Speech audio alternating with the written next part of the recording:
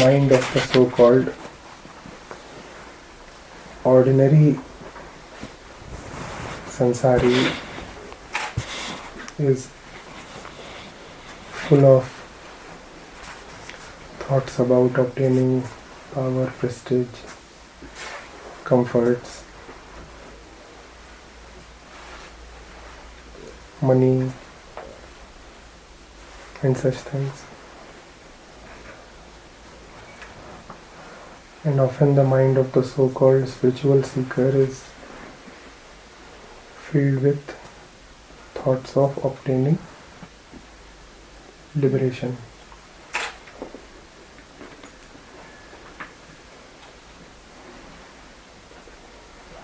Right?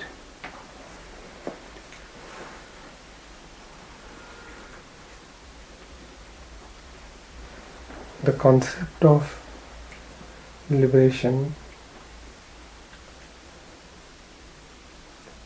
is such that it stands with the concept of addition and subtraction, which is the law of mind.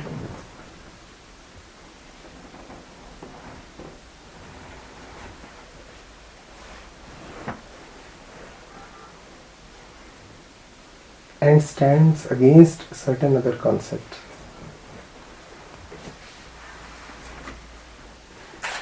For example, it says that if you have to obtain enlightenment, then you have to drop certain things.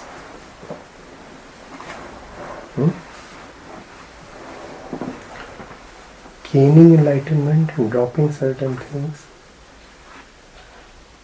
are said to go together.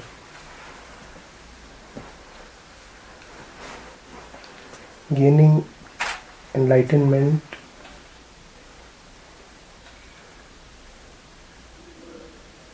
and dropping certain things have one thing in common: gaining and dropping. What is often ignored is that both gaining and dropping are very well within the purview of mind. The mind actually loses nothing by adding another concept.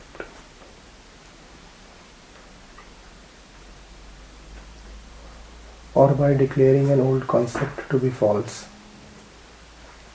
The old concept was money gives you happiness.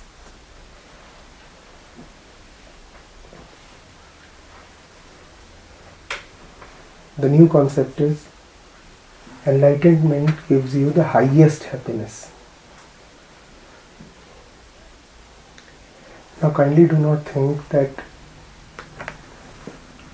money has been dropped. Money was just a means to pursue some end.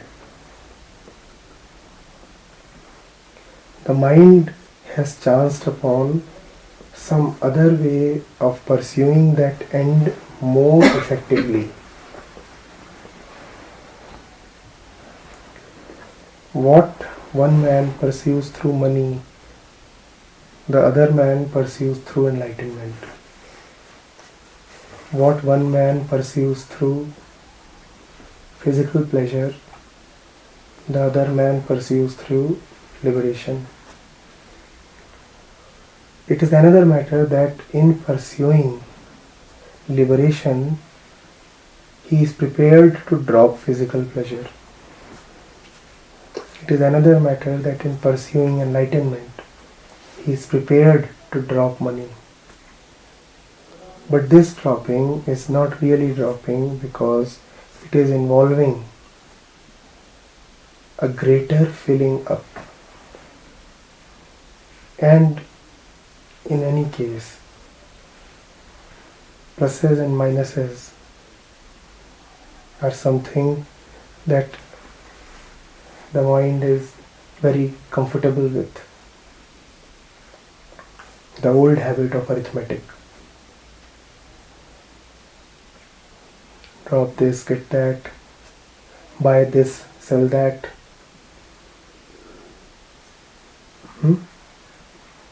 What is Nagarjun saying?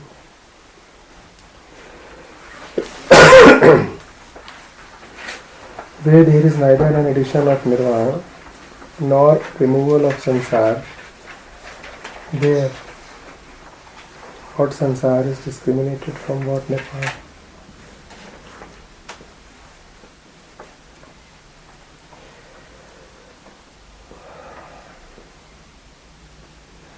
The truly liberated one, the Buddha,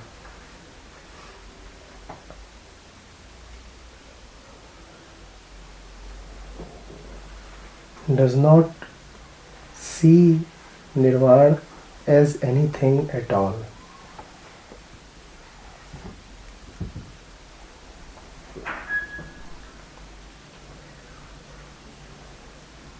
Please understand what he sees. He sees sansar to be empty.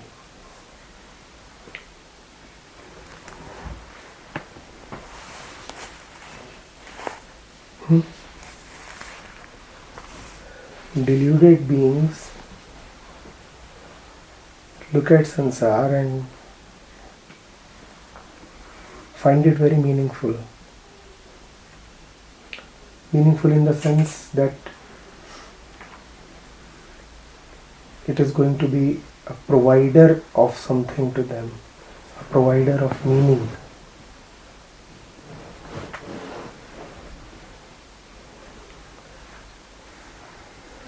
Most people look at the sansar and find it substantial. It carries weightage.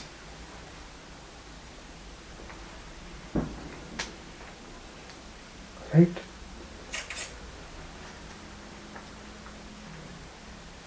It promises, it threatens.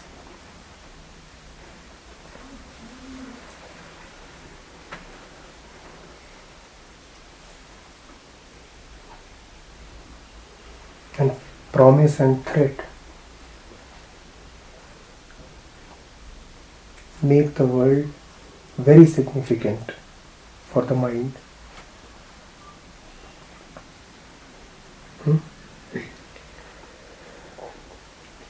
So for the deluded mind,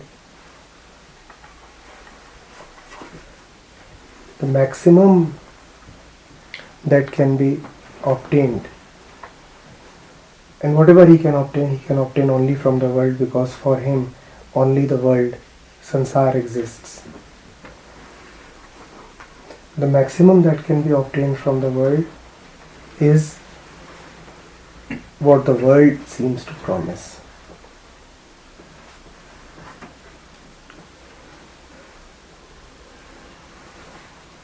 The maximum security that he can have from the fear that the world gives is the security that the world itself can give.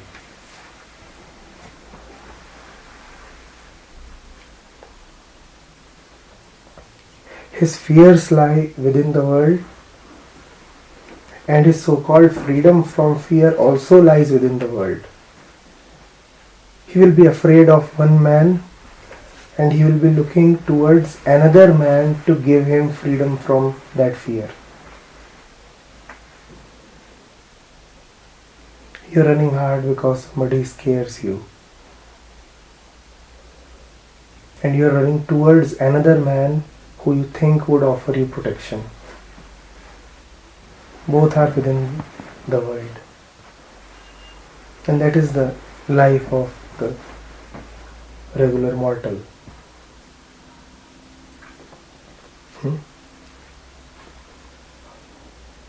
the Buddha sees the world to be empty.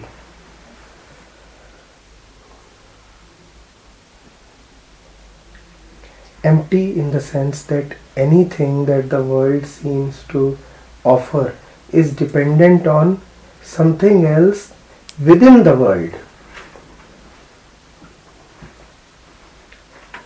If there is fear in the world, it is based on a promise that there is freedom from fear within the world. We just talked about running away from one man and running towards another man to get security. The Buddha says it is not possible.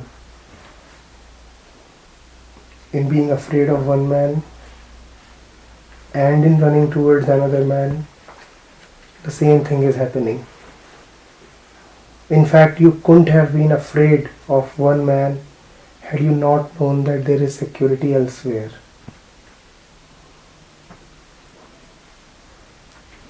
And the other man is offering you security only against the fear that somebody else is threatening you with. Fear and security are going together. Hence both are meaningless. They are relative,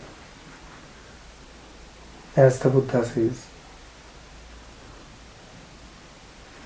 dependent on each other, originating together.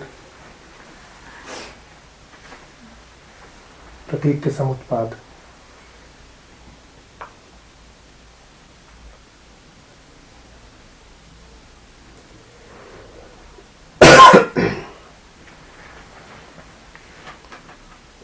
The promise of security makes you feel more fearful.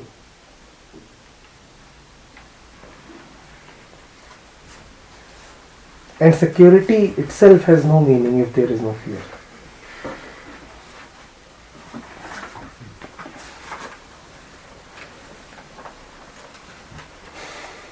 As the Buddha says, why raise an imaginary fear? I am raising this fear. It does not really exist. The fear is empty. If I cut away the other side of duality, the second pole of duality, if I take that away, then the first pole falls on its own.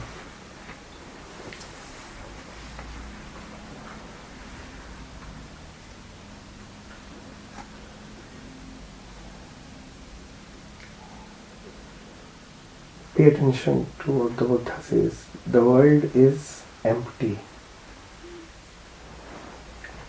This emptiness of the world itself is nirvana. So the world is nirvana.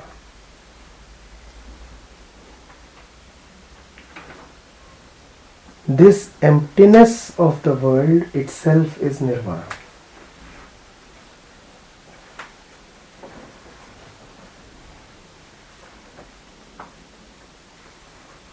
No additions, no deletions, simple realization.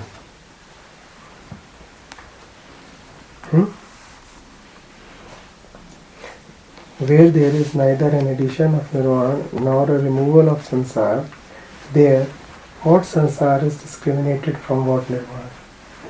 They cannot be discriminated. There is really no difference between them.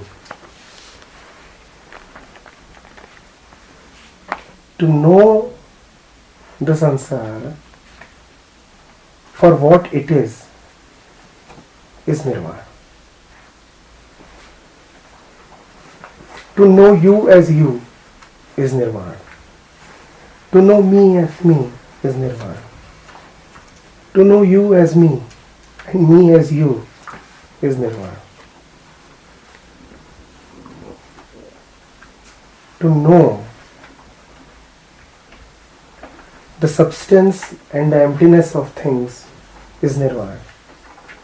When you know what a thing is, what an object is, are you adding something to the object? Are you deleting something from the object? Yes? That's it. To the Buddha, the world itself is nirvana. That is why a Buddha, realized man or a saint, has no ambitions of another world. He knows all worlds are the same. And this knowing is liberation.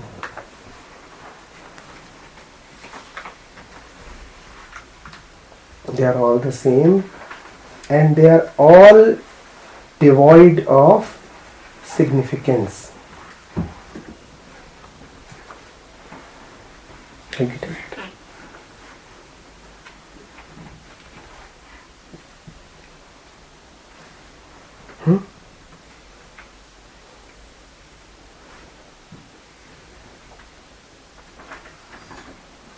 No words can give you something beyond themselves.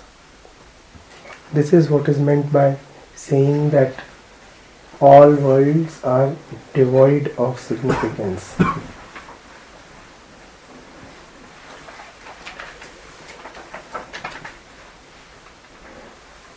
All worlds offer you only what they have.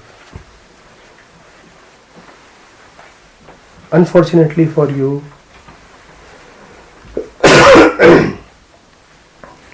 whatever the worlds have, they have in pairs.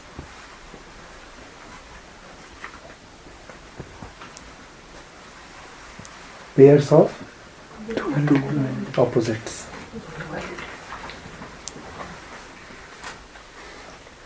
So when you want liberation, they give you bondage.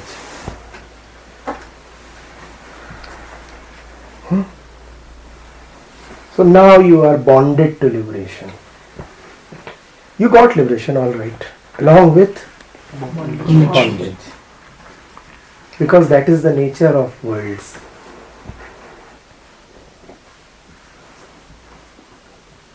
To give you a pair. Never give you something solitary. The Buddha alone is solitary. He does not have a companion. In the world, everything comes with a partner.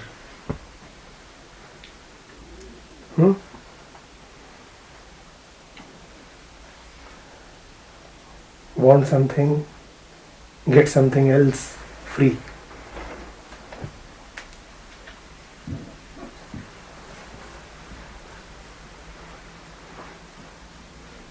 Getting it? So when we say that Buddha alone is solitary, we are saying Buddha means realized being. So there are realized beings and non-realized beings also in the world. No. The Buddha is not the man that you see walking. You have just met Nagarjuna and he might have told you that the Buddha is the sky.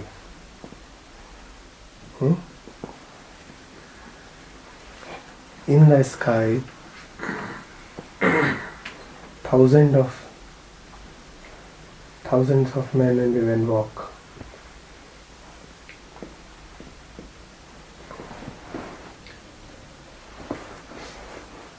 The Buddha is not something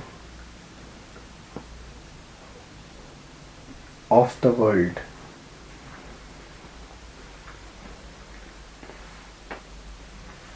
Buddhahood shines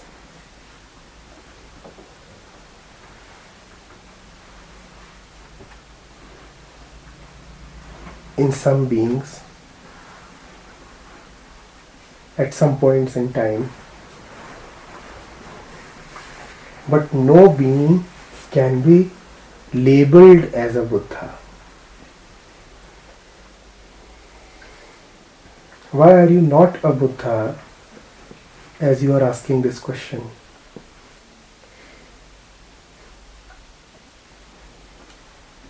And that does not ensure that you will remain a Buddha when you go to take your dinner tonight.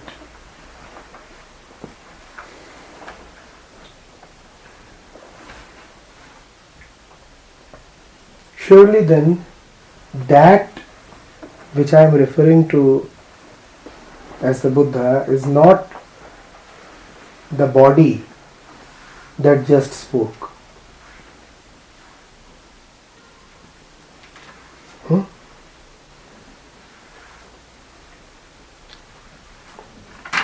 Because much of that body will remain the same a couple of hours later also.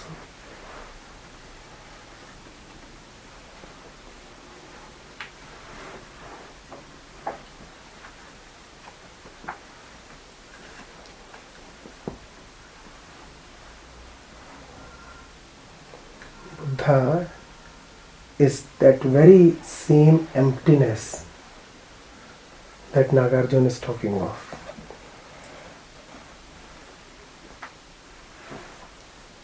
The sansar is, it's so beautiful. Sansar is, of course it is. He will not say it is not. Sansar is empty.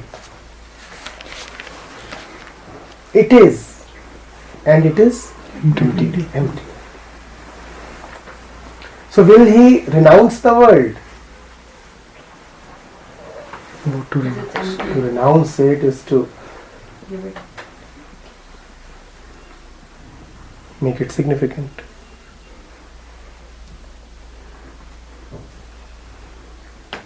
Will he be attached to the world? To be attached to the world is to give it significance. Will he preach that the world does not exist? Oh, it does exist.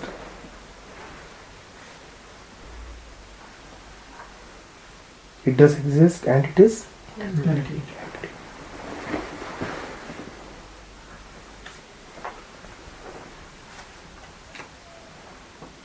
Will he preach that the world does exist?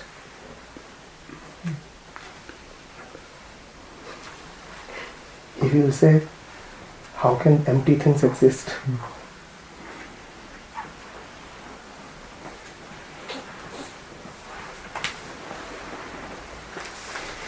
The world is, and it is empty.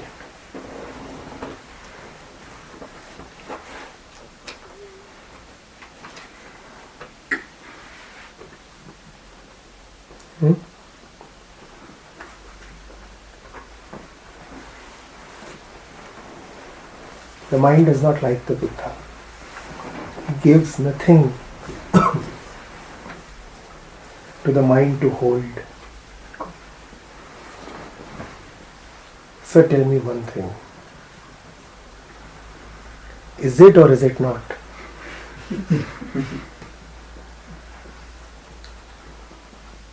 Whatever you will tell me, I will accept. But tell me one thing.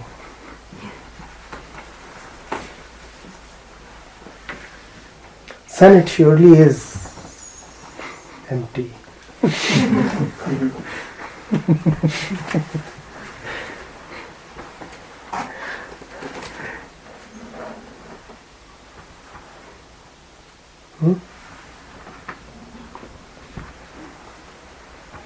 आपके pairs की बात करी अभी pairs में जैसे हो गया I'm sorry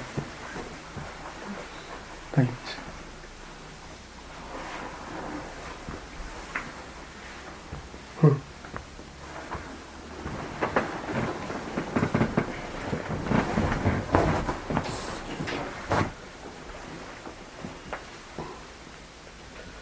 So, what am I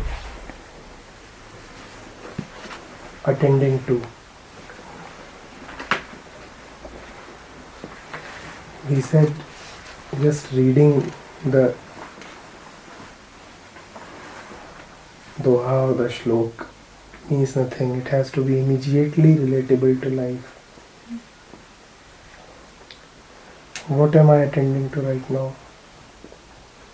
To the Buddha or to the recording?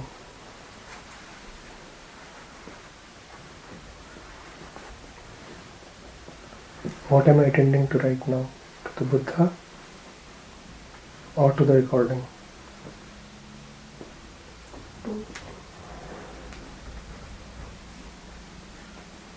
The question of or exists within samsara. Or means plus and minus, business.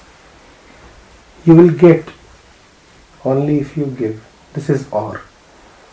You cannot have both. This is or. Are you getting it? Cannot get both. This is or. But really, when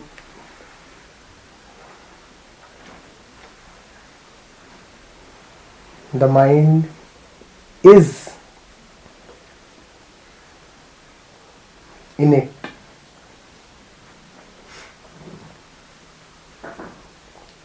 then emptiness is not divided.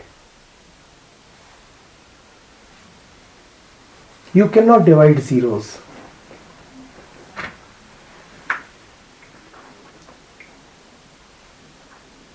All emptinesses go together. So can you divide zeros?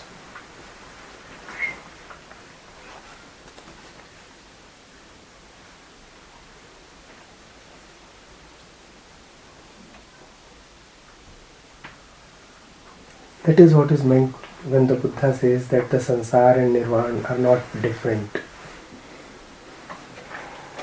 Attending to Nagarjuna and attending to recording are not different. They are one and simultaneous and parallel and concurrent.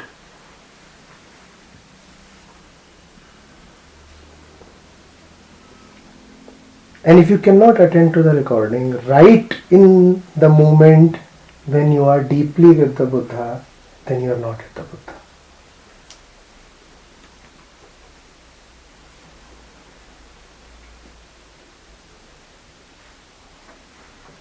How does it happen? How could you be talking of the Buddha sky and yet be conscious of the recorder there? Who the hell is conscious?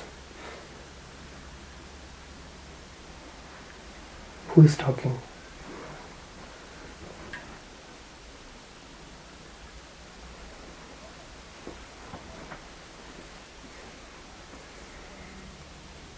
You assume as if these two are different things coming from different sources. As if these are two different things arising from different centers.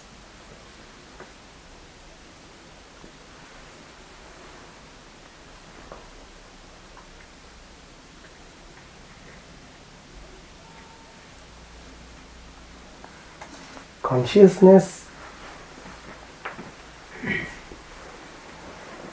does not allow the mind to work at all. It allows it to overwork, all right.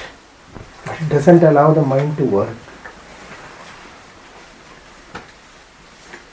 So better not to work through consciousness. Better not to have your words come from consciousness. Better not to remember the camera in consciousness. Then how does one remember? One doesn't need to.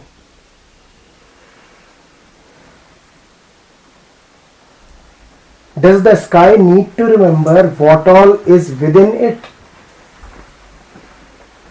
because it is all encompassing, all is within it. Consciousness needs to remember because consciousness is like this room. A few things will be within it and a few things will be outside it. So you need to remember what is within this room. The sky. The Buddha does not need to remember anything.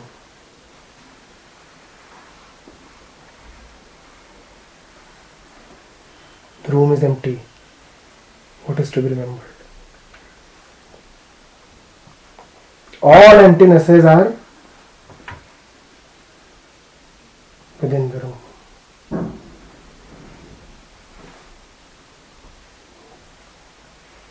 The room is empty. What to remember? Sansar and Nirvana are one.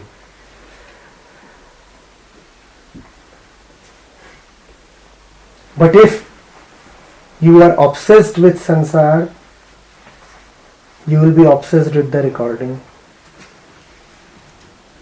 If you are obsessed with Nirvana, you will be obsessed with speaking on the Buddha. But if you know both of them to be one,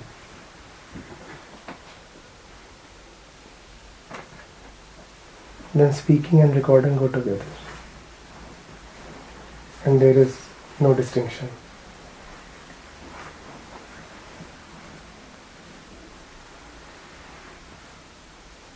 Together, parallel, simultaneous.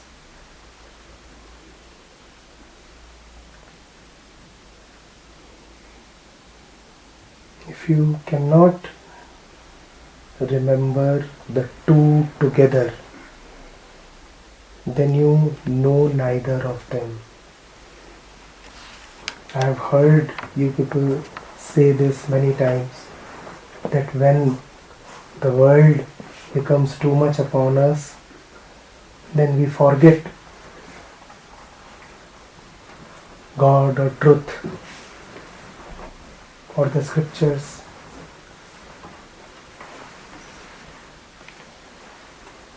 If that be the case, then you know neither the world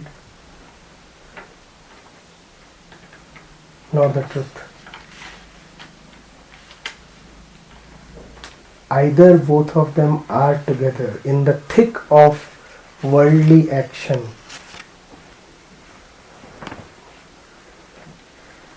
You must remember the truth.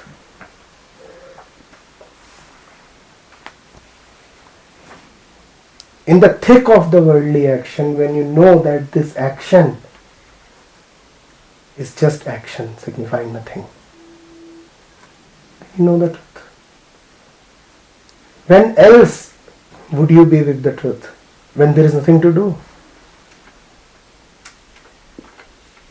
But for most of us, truth is a spare time activity. When there is nothing else to do, when we are free, when we will go to an exotic spiritual camp, that is when we will remember the truth. Right now, I am occupied in my mundane affairs, kindly do not disturb me. Right now, I am with my wife, do not disturb me. Right now, I am busy in my job or my project, and I am being buffeted from all sides. This is no time to talk of the truth. You then are a very poor worker.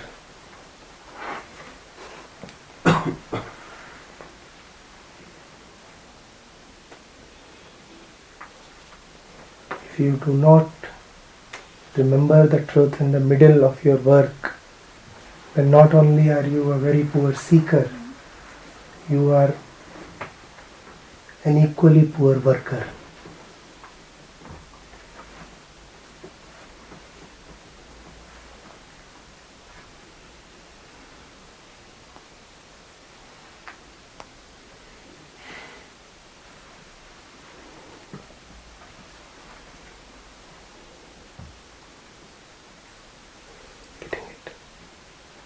What does the Buddha say? The world is empty. When does he say that? When he has emerged out of the world. He is standing at some point outside the universe.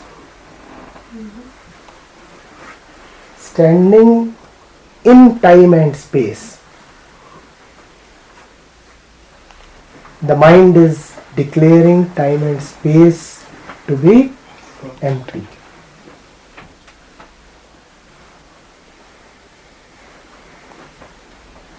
Standing in time and space, the mind is declaring them to be empty.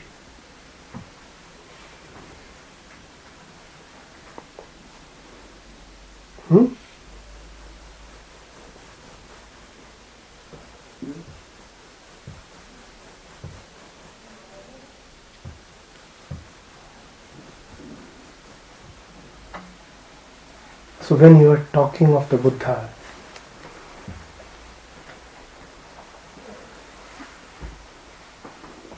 you're deeply immersed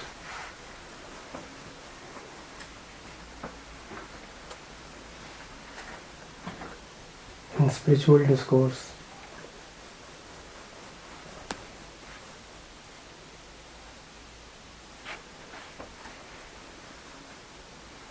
Do remember your dinner and your sandwich.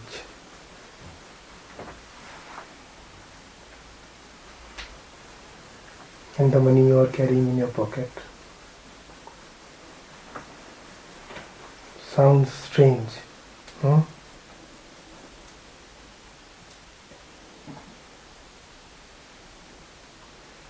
Almost irreligious. Because the religious men, we have been told, would be so immersed in the name of God that they would forget everything about samsara. Right? The Buddha is not saying that. The Buddha is saying, even as you are talking of the Buddha, keep eating your sandwich. Because both the Buddha and the sandwich are equally empty.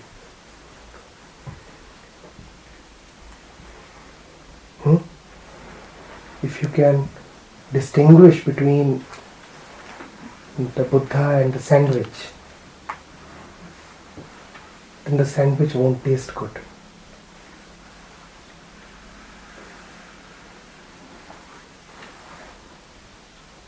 To know the real taste of the sandwich, know it to be as empty as the Buddha.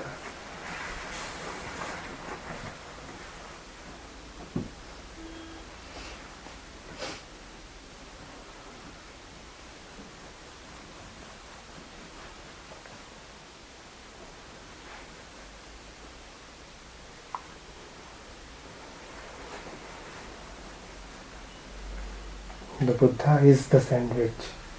Do not compartmentalize.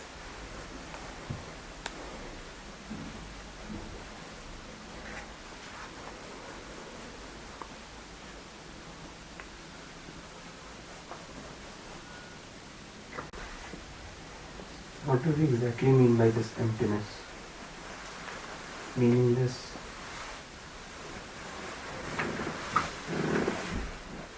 Devoid of even meaninglessness. So meaning has a meaning in your mind. Even meaninglessness has a meaning in your mind. Emptiness means devoid of meaning and devoid of meaninglessness.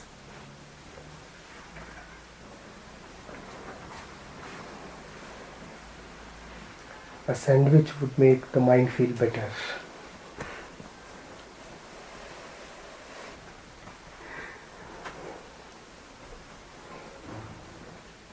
It has no meaning and it has no meaninglessness either. That is emptiness. So why are we saying that sandwich is? Oh, it is, surely. But it is empty.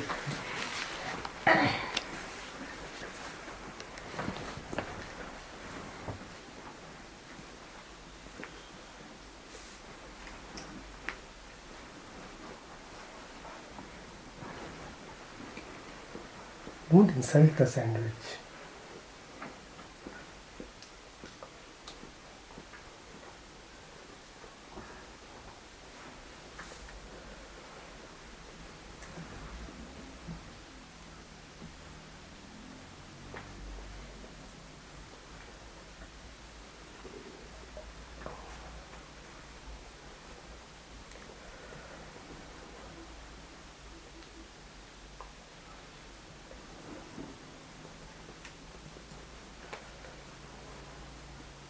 So similarly, fear is, but it is empty. Problems are, but they are empty. Yes. Yes.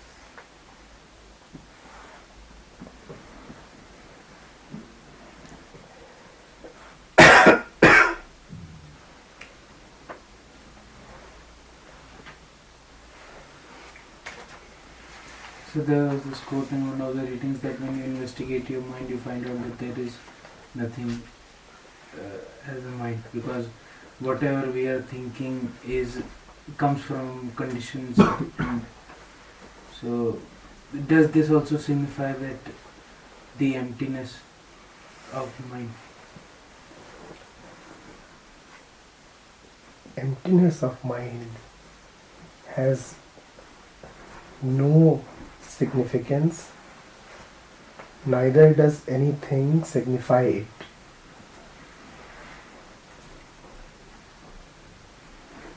When it is empty, obviously it is empty of all significances as well.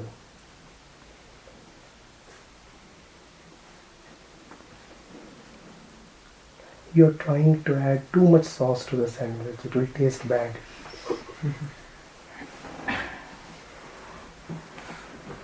You must have a taste for blandness. Emptiness is a bland sandwich. It is, but it is not. To the tongue it has no taste, yet it is.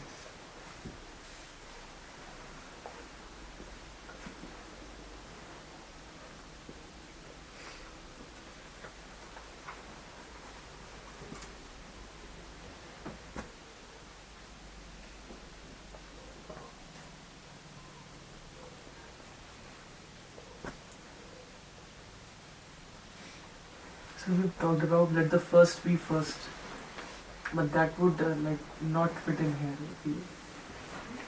No, it does.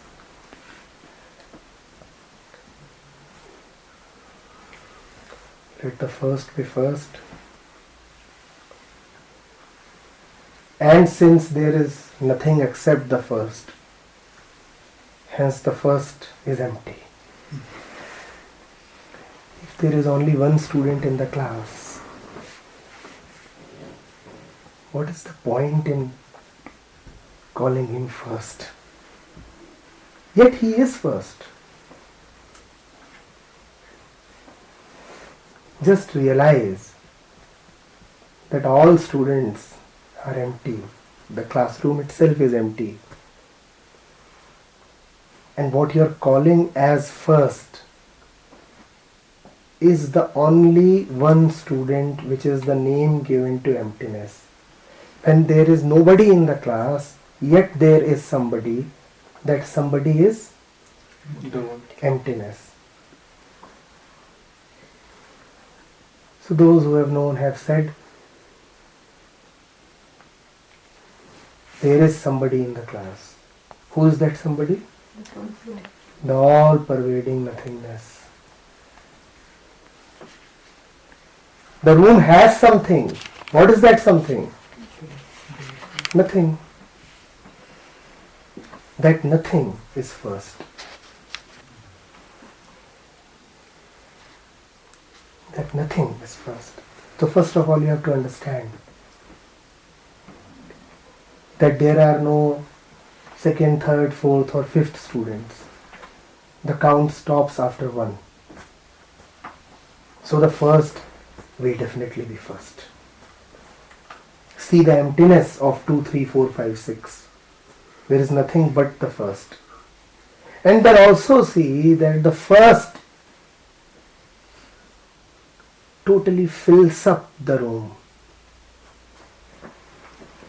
The first is not a limited physical entity.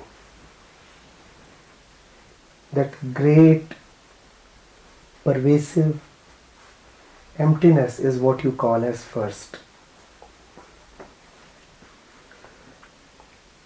You'll not be able to point out that within the classroom that one student is the first student. If you look, you will not find anything.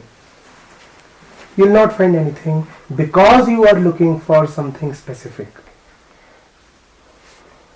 Hindus have always said, Brahm is Nirvishesh. When you will open the door and try to find a student, you will not find anybody. But if your eyes are not full of expectations and you just see, then you will say, surely there is somebody within the room. What is within the room? Wonderful emptiness. That wonderful emptiness is not just a negation. It is.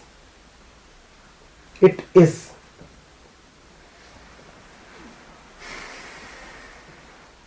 And since it is, it deserves to be called as the first.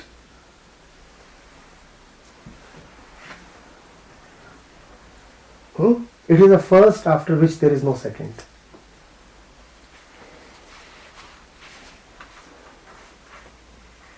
It is a first that is indistinguishable from zero.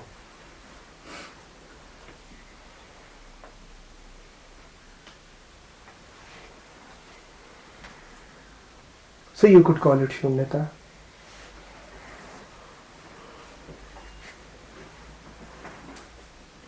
Or you could call it Ekoham. You mean the same. 1 and 0 are 1 and 0.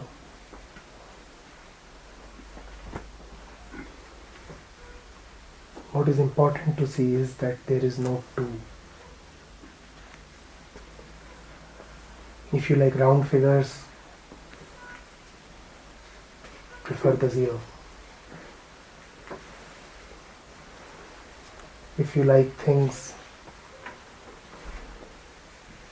taut and straight, prefer the 1. Depends on your mood.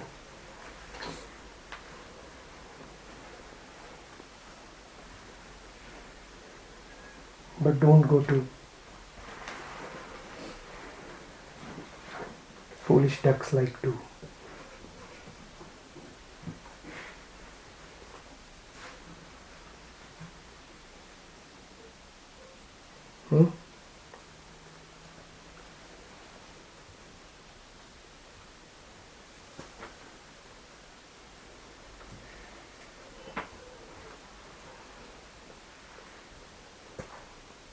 So the word substance is used repeatedly in the reading that we did just now and the reading that we did in the last camp also. Sune Saptati, the entire text. So, and it said that the things of the world lack any substance. That white is dependent on black and black is dependent on white. And since their existence is purely relative, they lack any substance. They are nothing in themselves.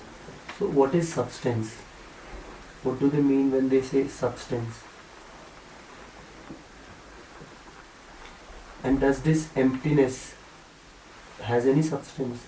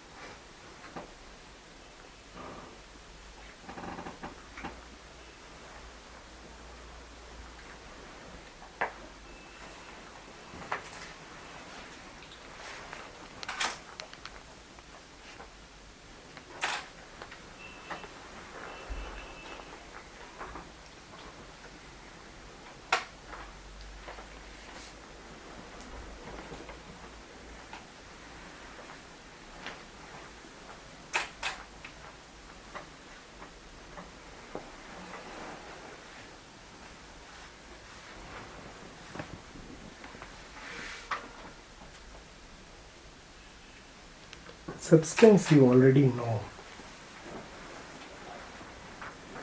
So it is so difficult to explain. You already know so much.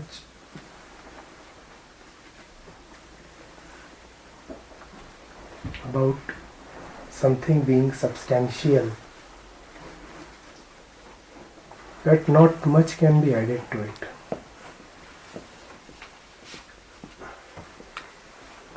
You look at a woman, you find her attractive.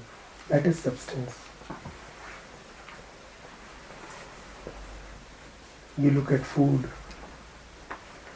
you find it inviting. That is substance.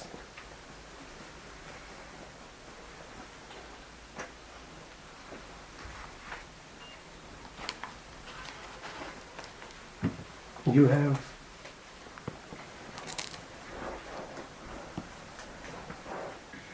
a point of view about your situation. That is substance.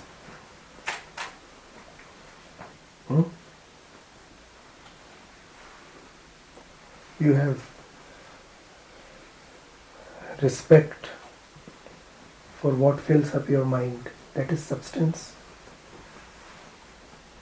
Are you prepared to give up your mind? Prepared to give up your opinions, attractions, goals? All that is what is substance. What is important is to see the substancelessness. In substancelessness, in seeing these things to be insubstantial, you realize what that significance was that you were till now attaching to things, objects, people.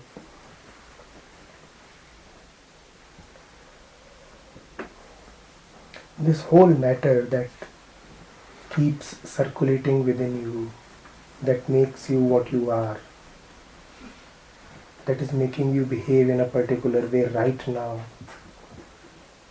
that is making you sit where you are sitting, that is making you ask your question, that is making you look at me in the way you are looking at me, is substance. Do you see all of you are not looking at me in the same way? Do you see that it is not just a coincidence, the seats that you have occupied? All that is substance. The substance of the mind. Mind stuff. All this is mind stuff in action. You're asking what is substance? This is substance. But this cannot really be understood by you till you see its falseness.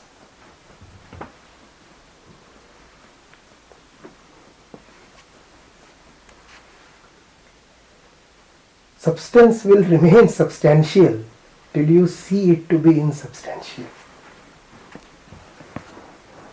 It is extremely substantial, is it not? You can start crying, you can go into extreme emotions. If you are challenged right now or broken right now,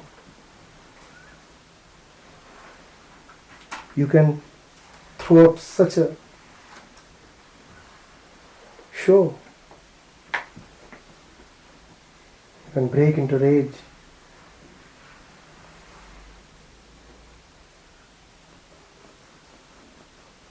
That is substance.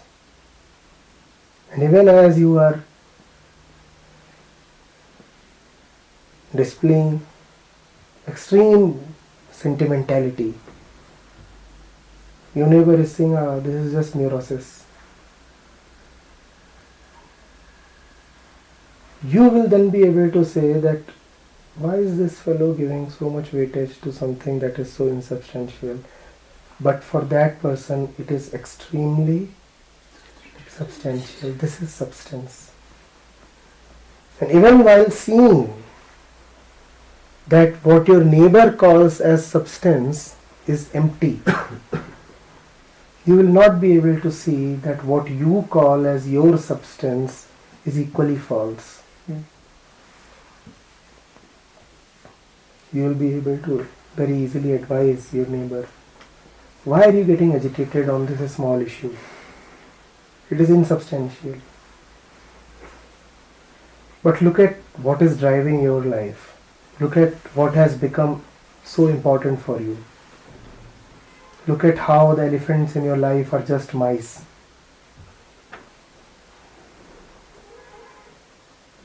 Look at how you are treating ants as dinosaurs.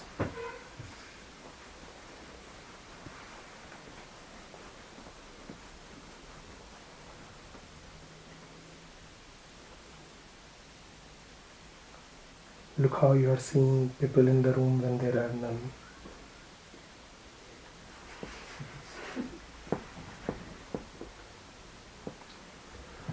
That is when you realize nothing is substantial.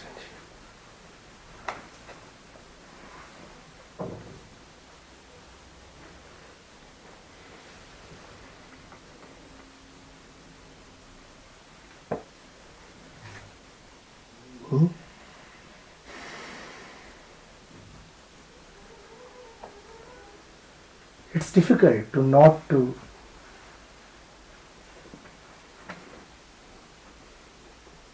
ask for a little sauce. Yes? That is substance.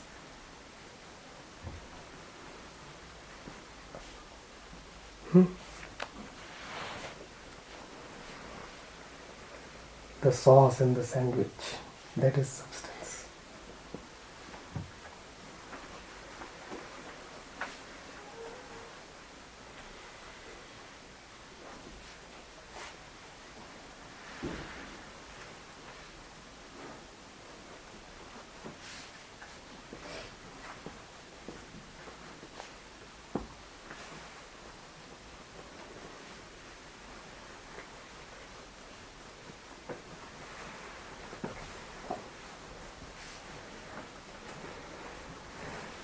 So what is substantial for me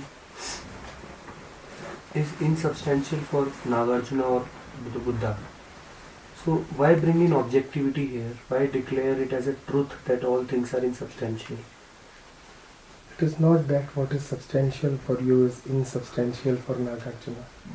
What is substantial for you is insubstantial even for the dog downstairs. Yes. Right? That is why it is insubstantial. What is substantial for the dog is insubstantial for you. He was trying to find something in the grass and eat it. I'm surely you won't like that for dinner, even with the sauce. So you are saying that for something to be substantial, it has to be that for all. The fact that it is one thing is substantial for me and not for someone else proves that it is not substantial. Who all are present in this room? Who all are present in this room?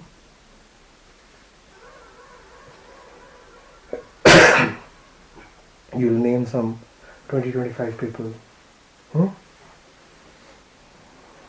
A bacteria here would name thousands more. What do you mean by all? Even this allness depends on what you find substantial.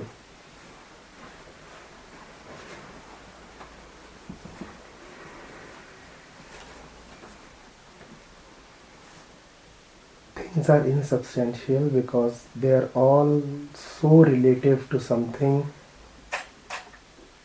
that is a product of relativity.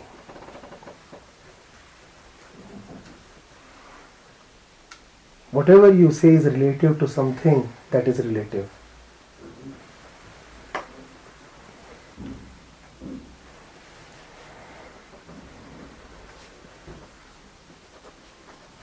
You look towards a man and you say, "Come." And you're pointing towards his body, right? and his body doesn't move, but all the bacteria on his body come along with you, you won't really like that, would you?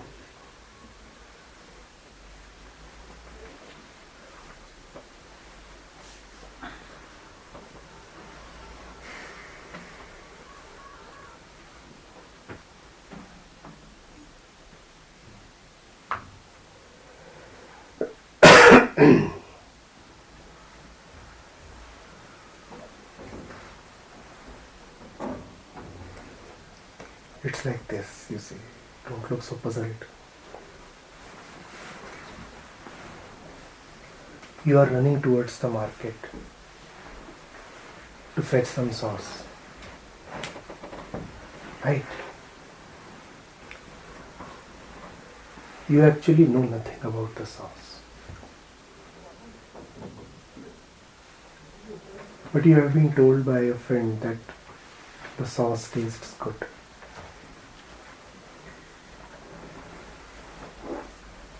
And somebody else told your friend that the sauce tastes good. Somebody else told.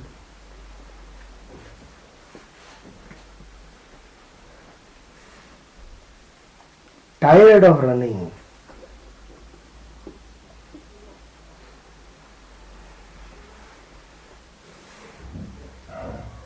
And bitten by a bug of doubt. You just pause to question.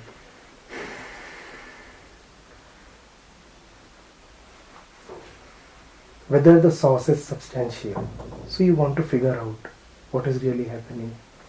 You ask your friend, what is the sauce? Yes, of course, you are making me run to the market. But please tell me a little more about the sauce.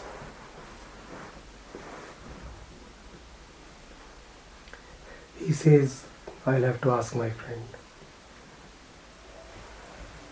And you know the rest of the story, right? You never come to know whether anybody has ever really, absolutely tasted the sauce.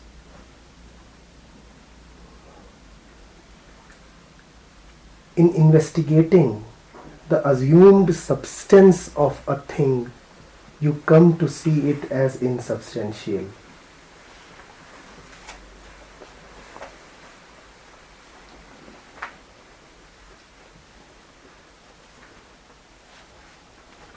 This investigation is, can it not be empirical? Can you not just taste the sauce and find out eventually that it is insubstantial? Can the sauce itself not tell you that it is not substantial? The only barrier there is that the entity that is tasting the sauce has no way of empirical determination. You can call something hot or cold depending only on your body temperature. Now, whether you ask your friend or you ask your body, the answer you get is still relative.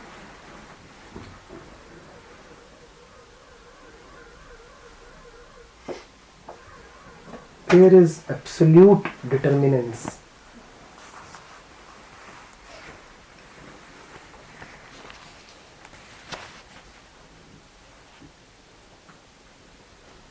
So how does this... Do you really trust your taste buds so much? You seem to have cold. Are you able to taste anything? The fellow has cold and he's saying he wants to taste and know the sauce for himself. You're coughing and sneezing. How will you know the taste of sauce? Your tongue keeps changing. Your tongue is a product of conditioning.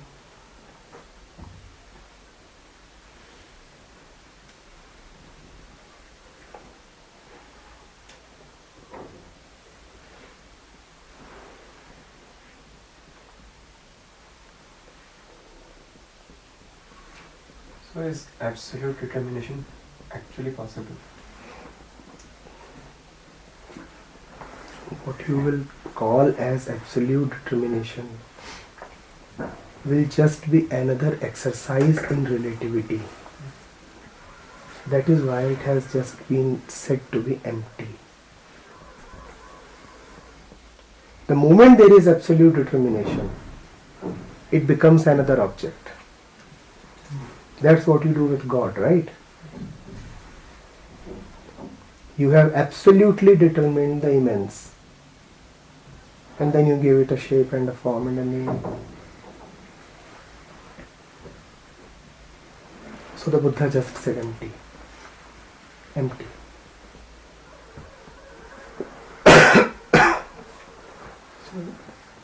So any object in the mind is an image, and it is related to another image. So nothing is absolute in the mind. Whatever I can think of because of some image already there. In the mind, everything is relative. Million relationships is the mind.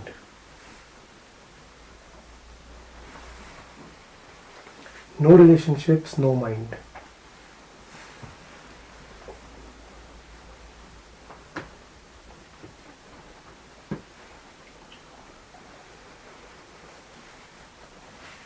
But this remark that all things are insubstantial, this remark is an absolutist remark, is it not? This is an absolutist remark that Had the insubstantial thing been absolute, then it would have been an absolutist remark. You are not able to distinguish between emptiness and absoluteness.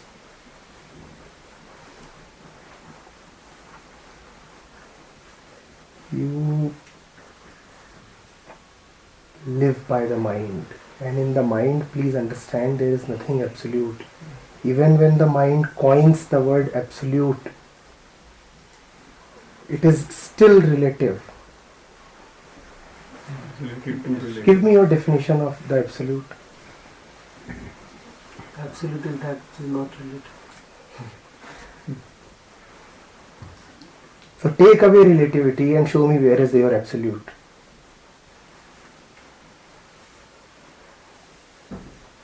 Buddha doesn't fall in these traps. He will not accept relativity in another name.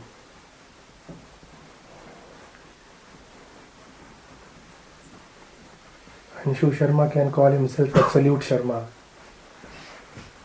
To the Buddha, he will still remain Anshu, empty.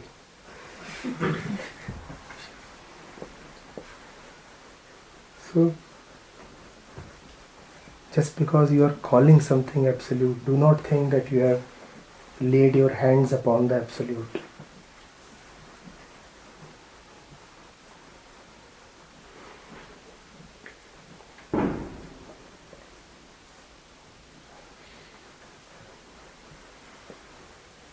The moment we name something, it becomes relative. So the words, like calling them words, right? The moment you have the faintest thought about something, it has become a thing, and all things are relative.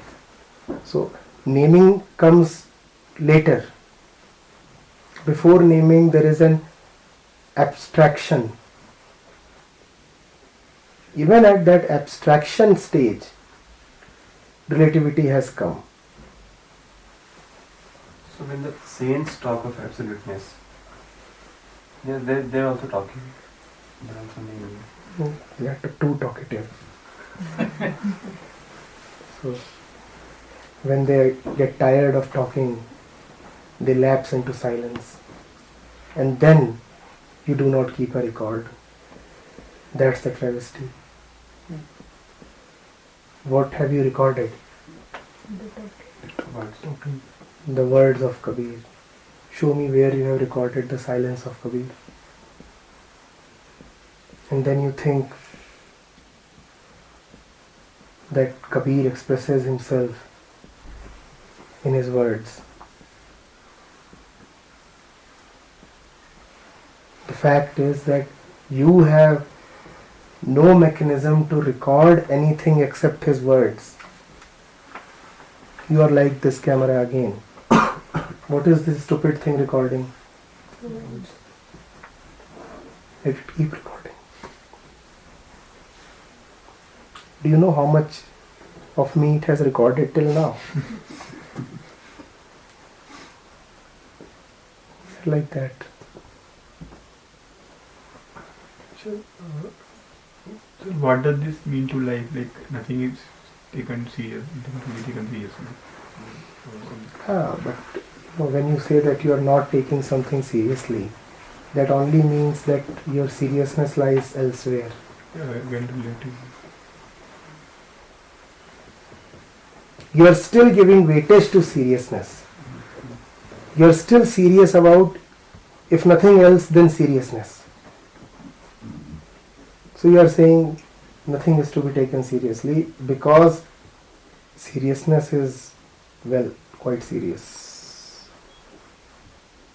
Buddha will not say nothing is to be taken seriously. He will say even seriousness is not serious. So take it seriously if it is needed. A little more sauce, please. He will be very, very particular about his sauce.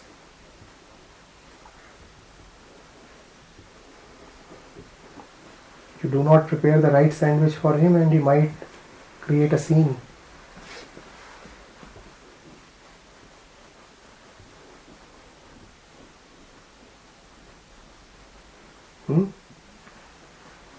This reminds of stories that we've heard about Ramakrishna taking a discourse and immediately standing by and going to the kitchen and having patient and coming back.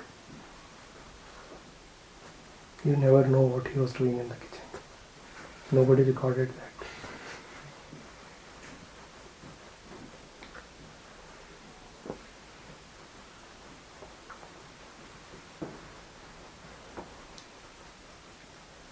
So what is the difference between relativity and duality? Same. Just the same. It is just that when you say relativity, then you miss out on the opposing aspects of all things relative. You can measure something as relative to another thing only when they are different. The greater the difference, the more sharp is the measurement. In other words, things need to be opposite to be relative. When this opposing nature of things comes into focus, then you call it duality.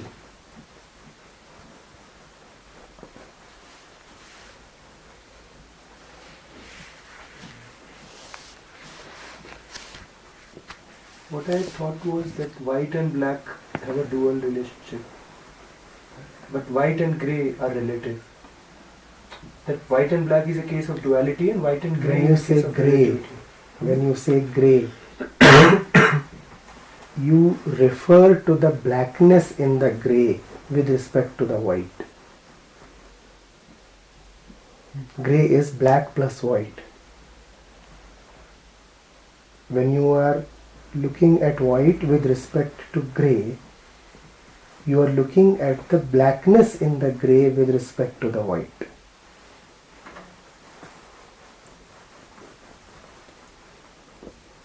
It's alright, you can dilute it a little.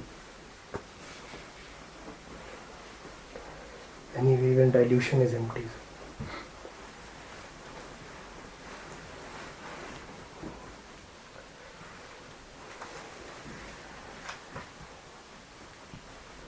So all relativity gone, mind will become non-functional. Totally non-functional. We will die. You will only see the sofa here. Then so it will die. There is me. I exist relative to this sofa. And you will not like to talk to the sofa. Sounds a little dumb, right?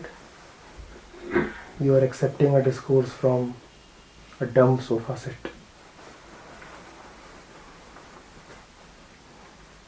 People will tease you. Are you so dumb that now you are taking lectures from sofas?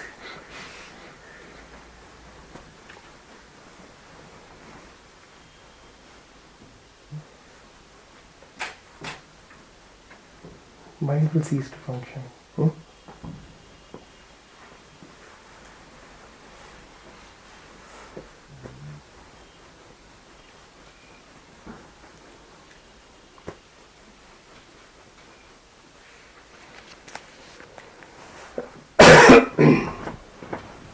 Very question था empty से related Nagarjun का 22.11 जो है empty should not be asserted, non-empty should not be asserted, neither both nor neither should be asserted. They are only used nominally. So ये समझ नहीं आया. When you talk too much about emptiness, you make it substantial. When you talk too much about non-emptiness, you again make it substantial. So the Buddha lets emptiness remain empty. He will say empty and then go into silence.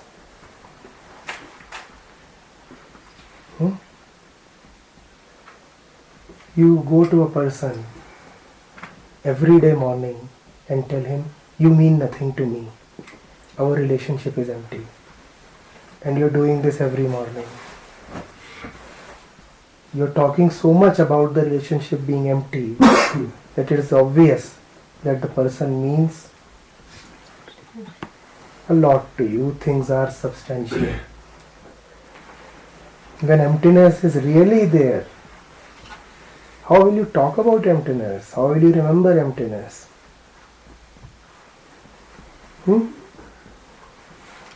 I categorically deny that I love you. I have called you to tell you that I have not been thinking of you.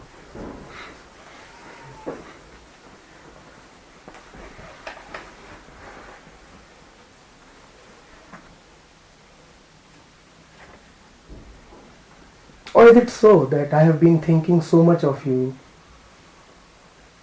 that I won't talk to you?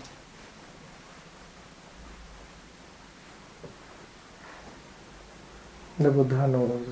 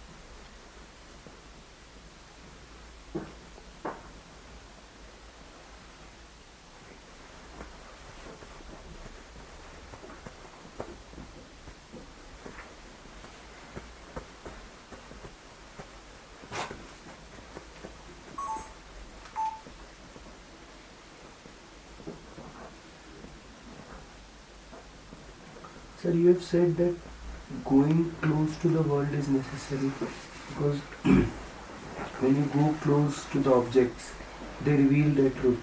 They reveal to you that they are empty. So the source that I am chasing, without having any knowledge, any clarity about the source. So is it an imperative in the process that by hook or by crook, I go and taste it? Yeah, just that you won't taste it. The taste has been implanted in you. So if you want to know the fact of the source, you must look rather at the implanting than at the source. The sauce would have meant nothing to you had your friend not recommended it, had your parents not praised it. From where did the sauce come into your life? On its own?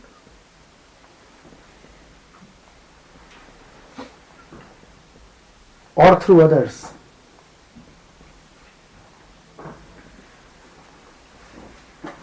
Did the sauce come into your life on its own or through situations and others?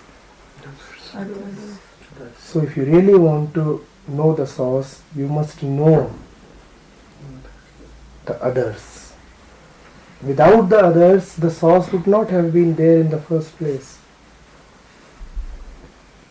Or it would have appeared something else entirely. It would have appeared something else. The closest example that I can think of is like sex. Sex. I mean, the way first point, the way it arrives in our life, sex or any subcategory of sex, the way it arrives in our life is because of media, other sources, how we are oriented in our lives, and etc. So, and all of these factors, they really dominate the moment when we are having sex, let's say. So you're right when you say that you're not able to taste it, and rather than you'll not be able to encounter the fact of the moment.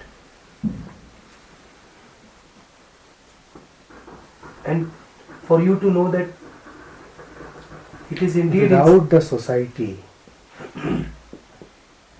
you won't be chasing women the way you do today, right?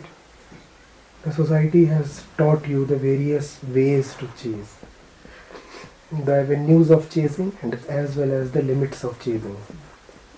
It has also taught you a lot about the trendy positions of lovemaking. And these positions keep changing, the trends keep changing. There was a time in Europe when there was only one position. It was called the missionary position.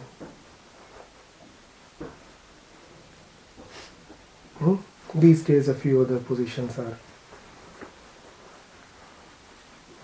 fashionable. Society tells you how to chase,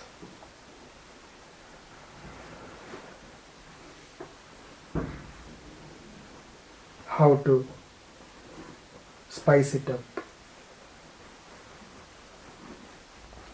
how to feel in with what is in vogue. And the body tells you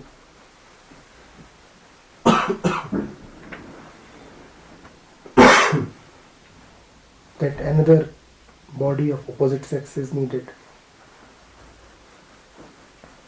Without these two telling you these things, what would have remained of your sex?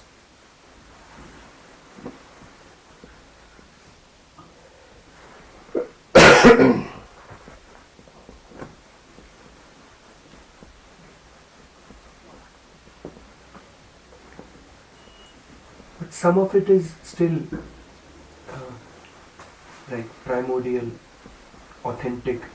Not all is conditioned, like your body desires the opposite sex. This much, I mean, some of it is primordial, authentic. Now, What makes you think that primordial is authentic?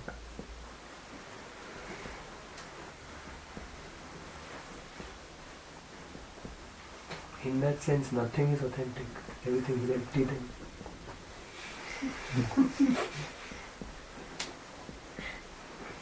You like to claim that sex is authentic because man has been having sex since the beginning of time. There has been some or the other way of reproduction, right? Since the beginning of time, there has been some or the other way of excretion also. Why don't you call it authentic? Huh? If man has been having sex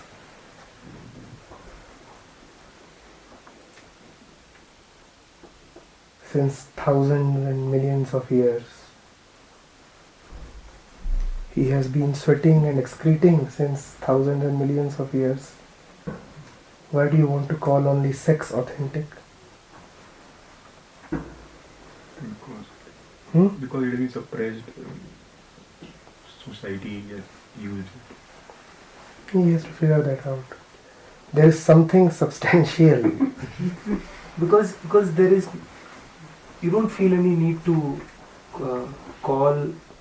name the act of sweating authentic, because it hasn't been appropriated, tampered, like to the extent sex has been. And you don't want to call excreta authentic because it doesn't seem to play an important role in your pleasure, right?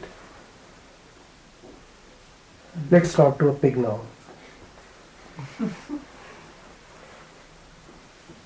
Let's see whether your excreta is substantial for him or not.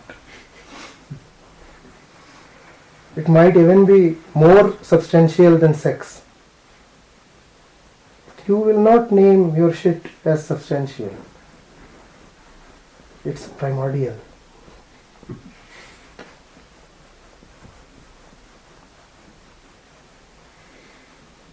Pigs too are primordial.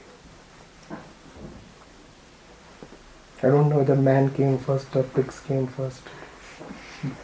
They seem to have come together.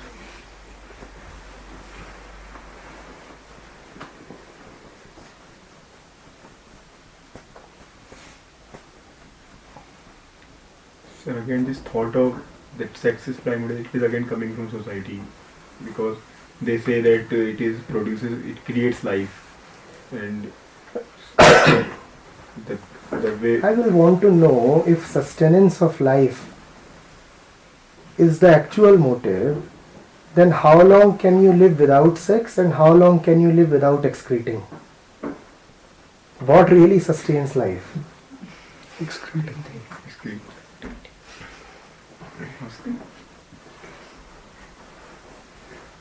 Why don't you simply say that there is something in your body which makes you feel that sex is substantial? Simple.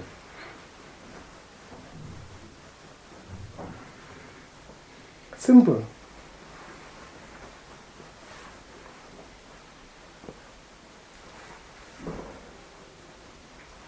How long can you go without sex?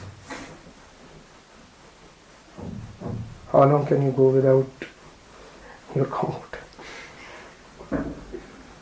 Somebody was banging the door this morning.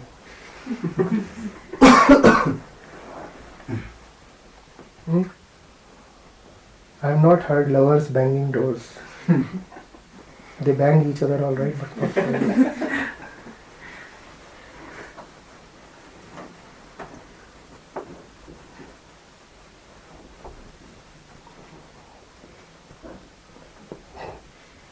But this comparison is not valid, because society doesn't stop you from taking shit, but it does create a culture where it certainly stops you from having sex.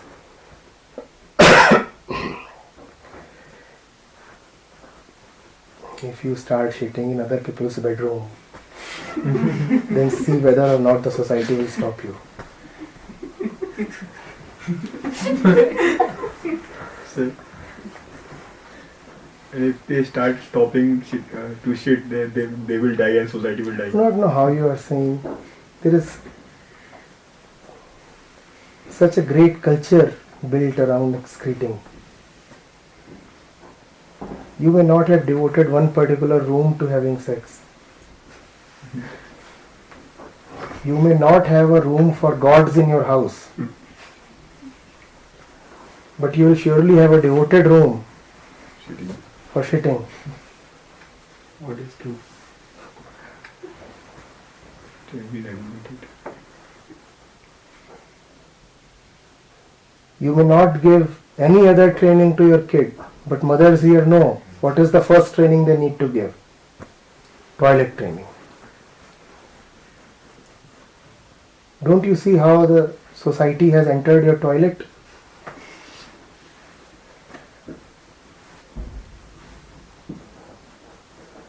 What do you think? Cameras are to be avoided only here and there? These days women are quite cautious. Let me see whether in the bathroom, in the toilet, there are any hidden cameras.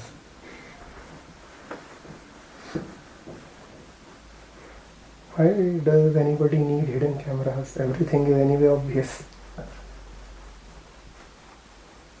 It has been predetermined where you would place your legs. It has been predetermined what you would use to wipe yourself. Now why does one need a camera? All is already known.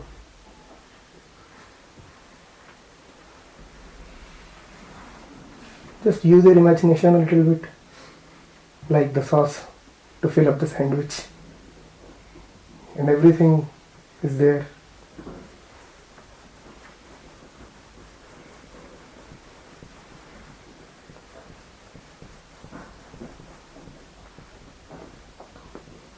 So there is image of human that they don't shit. Actually, that's why they shit in hiding. So because there was some joke on some TV. Somebody was asking from somebody that particular hero shits or not. So he had an image that hero doesn't shit. So although they are a joke, but we have all images of each other that they don't shit. And we are just not a dirty body that keeps shitting. So we probably want to have an image that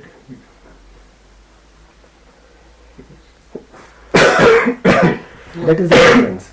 The worldly man will say the Buddha doesn't shit. The Buddha will only say shit is empty. Great stories have been fabricated. Somebody says Mahavira's sweat used to have aroma like incense. It didn't smell bad at all.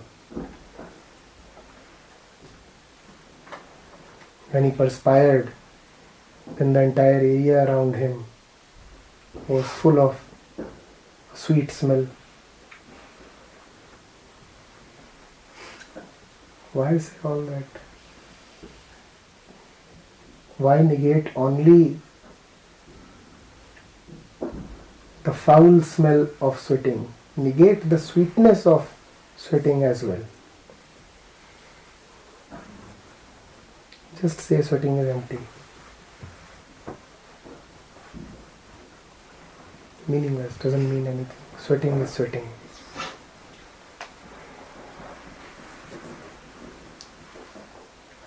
That is the best way to answer. What is it? It is. What is sweating? Sweating. Who are you? Me.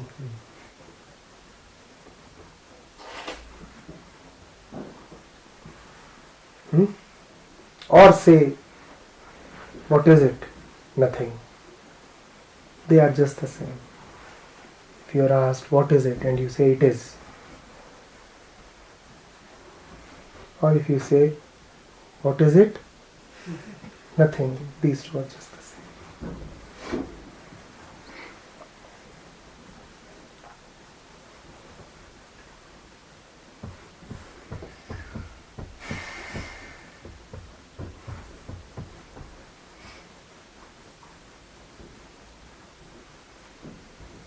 Sir, what I'm trying to say is that it is way more difficult for somebody to discover the emptiness or the insubstantiality of sex than it is for him or her to discover the emptiness of, let's say, sweating or excreting. Yes. Because Possibly, yes. Because with acts like sweating and excreting, the idea of substantiality does not arise. Even if it Has arises, not been enforced. even if it arises only to the extent of daily habits. I mean, you have been told that these are the things that have to be done, but I mean, much value has been accorded to sex. Much Yes. mental value has been Yes. accorded to sex. However, with these are petty, you know. So In most cases, yes, what you're saying is correct. But you see, what you're saying holds not good with someone who is experiencing loose motions. You tell him sex is empty, he will say, yes, it is. You tell him yeah, the washroom, the toilet is not empty. He will boil up. So what you are saying is generally correct. Yes. this one is an exception. It is not really an exception. You see, once you cross a certain age, then sex is no more material for you. Shitting is. Yes. Because then you start wetting your pants. You are taking sex to be substantial only relative to your own age. Had it been a 60-year-old sitting here, he would have said sex, it's not exciting at all. What stimulates me is poo.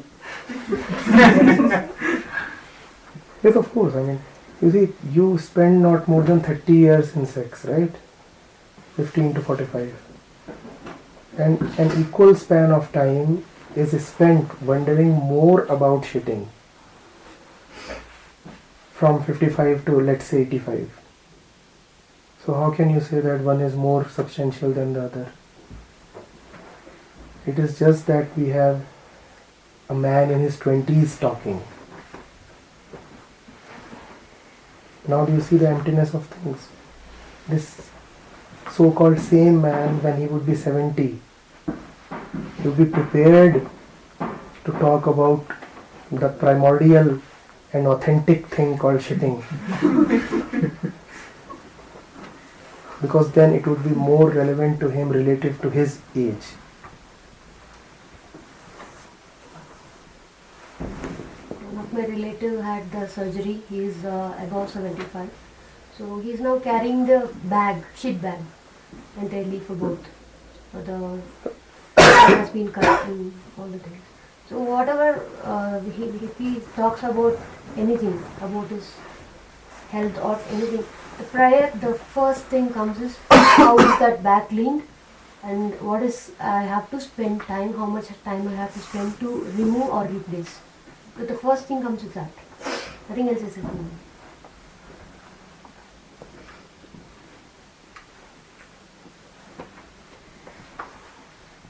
Even in the culture we have like we have these trends, instances, like we see ads which sell perfumes which try to hide the odor of the body, but in comparison to these cases, like, I mean, porn, or they are more prevalent, right? They are more prevalent with respect to you. You are the one who is consuming more of them. It's difficult for you to understand because you're looking at things standing where you are. You see, we had a couple of aged people in this camp till yesterday. You know, when they were to come here, what did they inquire? They inquired whether this place has western commodes. They were not inquiring whether this place is perfumed or whether it has avenues for sex. They didn't place any demands upon this place, but that was one thing that they surely inquired. Does this place have western commodes? Because we cannot sit on the Indian version. There is a problem with their joints. Sitting on the Indian commode is difficult.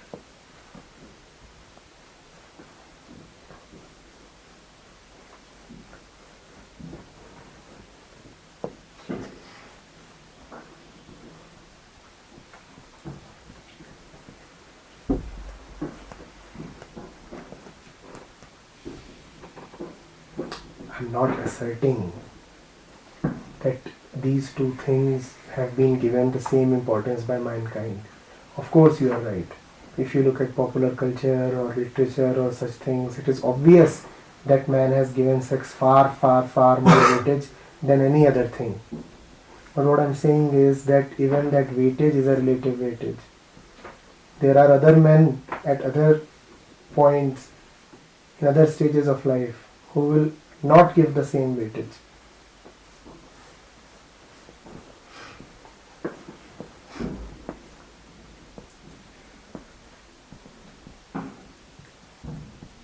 And when you can realize that,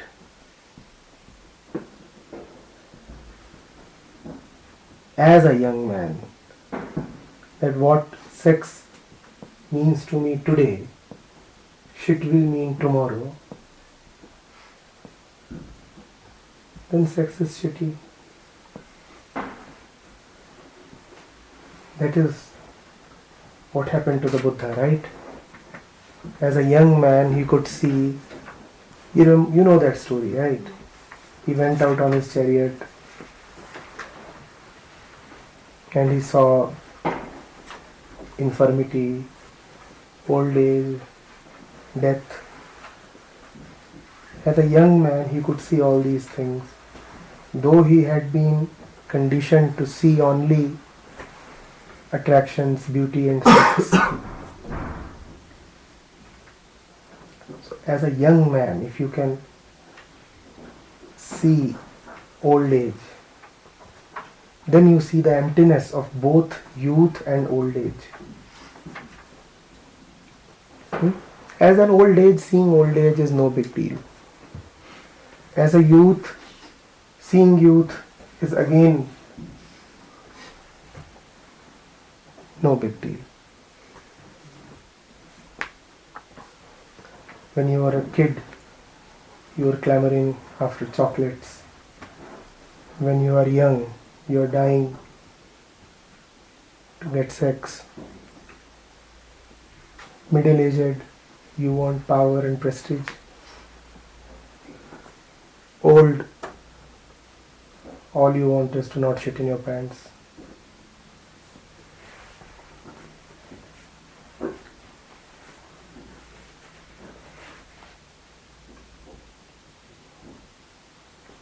But being young, if you can really know what it means to be old,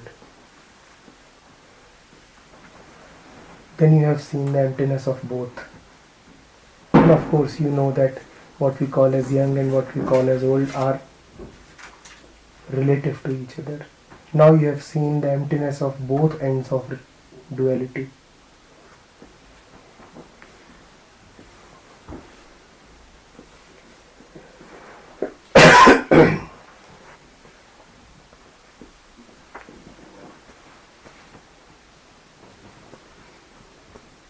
So, as you say, moving into old age, and to be able to see that. But before, as well, we had this discussion once, then the thought came that later on, in retrospect, the thought came that when I was a kid, being 20 was different. Then might be 30 is different, 40 different. And I have seen my body adapt to any situation. So when I say see, the body will adapt, right? So what is this seeing old age and actually feeling? Is that lack of compassion to my environment now that makes me not see what old age will be? Like there is this disconnect. I can see somebody else going through that, but there is this hope thing in the head. Okay, fine, I have been doing it till now. It will happen eventually. So what is this looking at old age? Seeing it as being, you being there. Nothing when the mind is not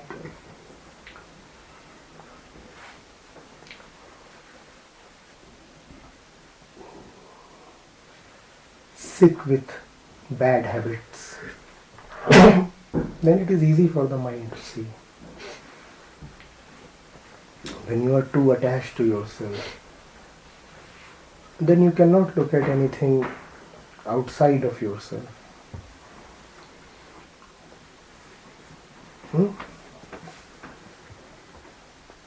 I have some sweets in my pocket. And I'm impatient to somehow have those sweets. An old man might be walking by and he might be struggling.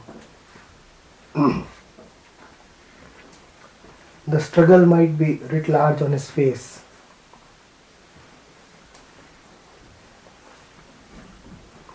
The old man has no teeth left.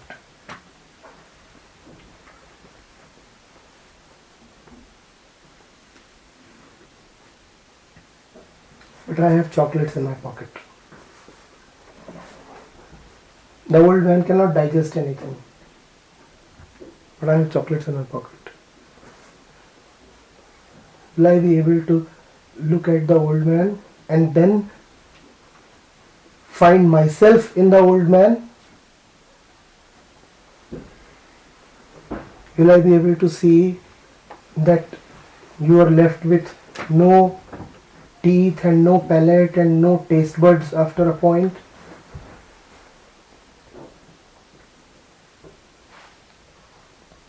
Will I be able to see that? I have sweets in my pocket.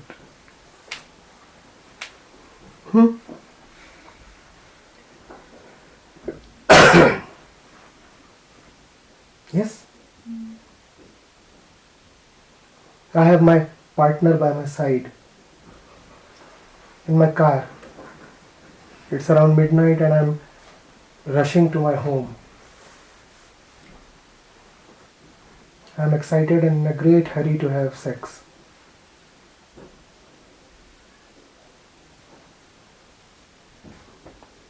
And a couple of dogs are banging by the roadside,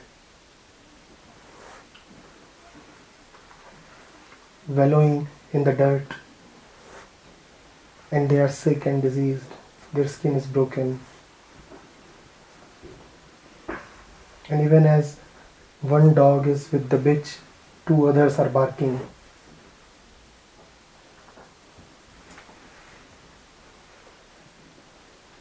You can see, if you notice,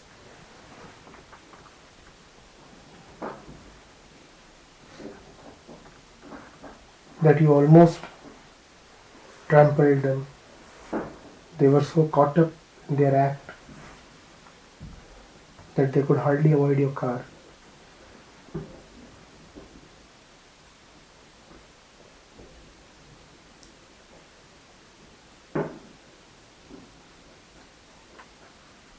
And if you stop for a few minutes more, you can see that the first dog has been chased away by two other stronger dogs and the bitch is happy going with some other dog.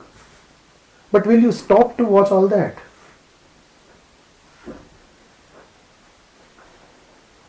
You are totally aroused and so is your wife. You are rushing towards your bedroom. If you could drive at 200 miles an hour, you would have. You will not be able to see the same sexual activity happening by the roadside. But if you are a wanderer,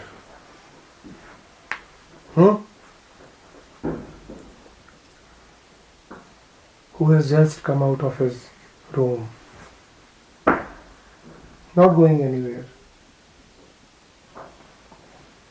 with no objective, not even the objective of having a cup of tea. He has just come out on the road at midnight, as wanderers love to do. He will have the freedom of mind to stop and look at these dogs. He will know what sex is. He can pause, he can look at the entire act, and he can see its emptiness. You will not be able to see its emptiness. You are so aroused. Your mind is totally occupied. How will you see?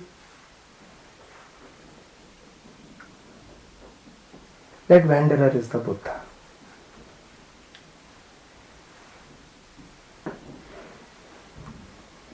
can see.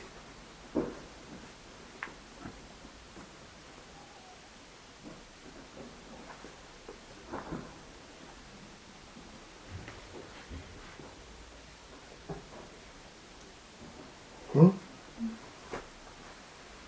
So two things. Firstly, the seeing happens, and it happens quite often, and I have deliberately blocked it. Because after a point of time, you clearly see that that this seeing is a clear-cut threat to your pleasure. So after a point of time, you consciously block it off, as I have done it. This is point number one. That this seeing is a clear threat to what would have happened. You would have derived pleasure. It's a clear-cut threat. Point number two, how is it empty? There is pleasure in the act, and that pleasure is the cause that the act is taking place. Empty doesn't mean anything. Empty only means that what you are taking to be substantial is no more appealing to you. Substance is appeal, substance is attraction, substance is emotion. So it's possible that I might stop as a wanderer, see, and it might come up as very fulfilling to me. I might not conclude that it is empty. Why do you want to conclude right now? No, because right now it seems to me that this is a given. That And if you are in the habit of concluding right now, would you not conclude then?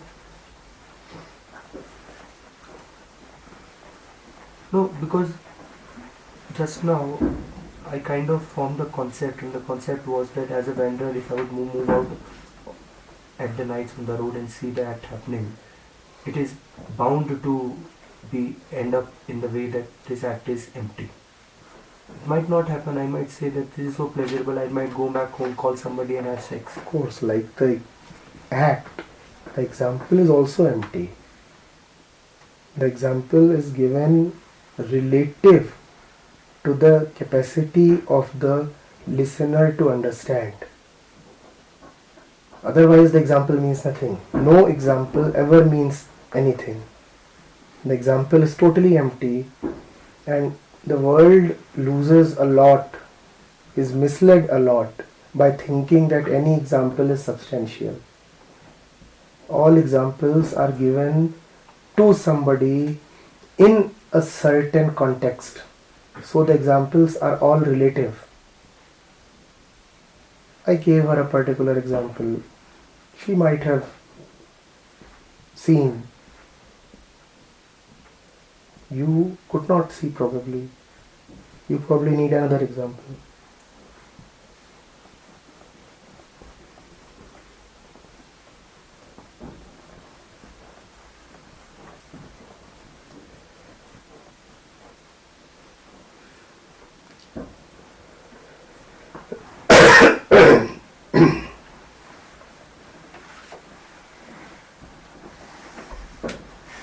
It could be possible animal sex is not pleasurable. Maybe something like excreting pain. I don't know what I mean. It is pleasurable to humans because so much things that we. You see, when you're watching those dogs, you do not need to think whether it is pleasurable or not. Watching is sufficient. Just stand there and watch.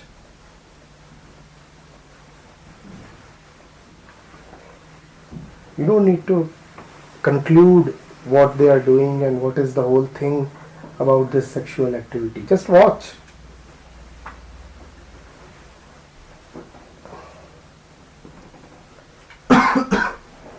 So, as you said, examples are empty. As you say emptiness, from where I stand, that seems an empty concept to me, because that emptiness has not been like, maybe, I don't know, I cannot explain it, but it seems a concept. So whatever I'm saying, I might be saying now, as you say, the old age example. It will necessarily be a concept till you yourself are the wanderer.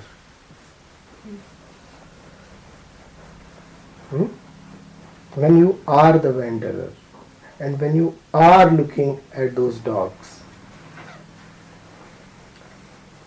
then you see the insubstantial nature of what you thought to be substantial.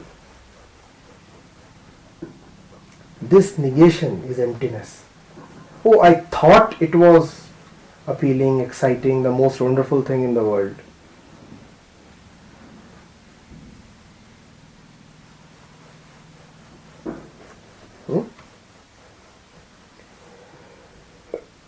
And so much hype around sex is not physical at all, it is social. It has been built up. You are made to believe as if sex is indispensable, as if it is the elixir of life.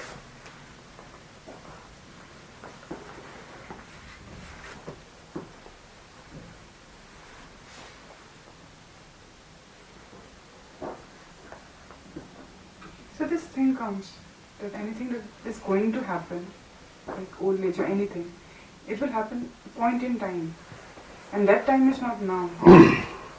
So, because if you ask a normal person that, see, there is diabetic in the family, don't have so many sweets, it might catch on. When you look at a dead man, why do you shiver? Why don't you tell yourself then that this is not me, and even if I am to die, I will die 40 years later? Why do you start avoiding corpses? Why do... It's not a question of should or should not. You are saying that I look at old men and I tell myself, oh, it is not happening right now. Why don't you tell yourself the same thing when you look at dead bodies? When you look at dead bodies, then you are immediately reminded of your own death. So be honest. Similarly, when you look at old men, you are actually reminded of your old age. But right now, in youth,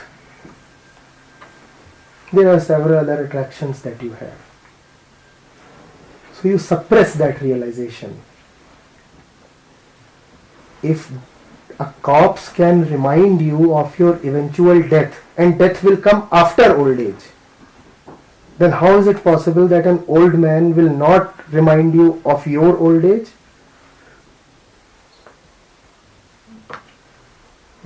They do. But you ignore them just as you ignore the dogs fascinating by the wayside.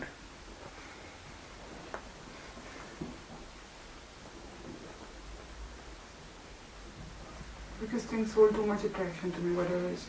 Yes, because looking at those things would take away from the pleasure of the moment.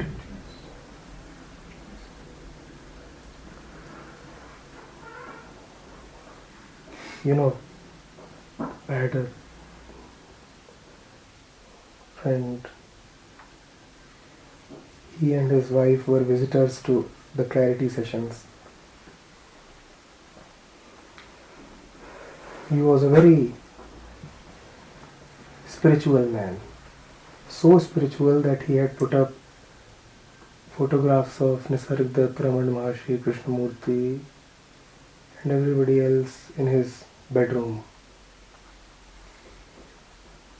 One day I was at his place. He said, you know what, every night I have to turn these photographs around.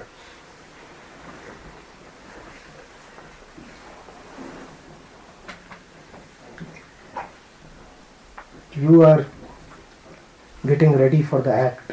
You don't want to be reminded. Krishnamurti's face will remind you of something. You don't want to be reminded. You are hopping around like an idiot. The carpenter curses you, your bed is broken every week.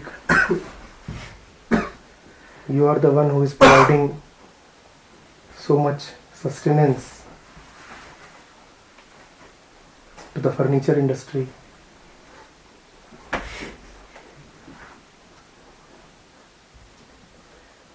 Krishnamurti is looking at you and saying, would have been better had he said something. The old beggar just looks at you and keeps staring. You can't stand him.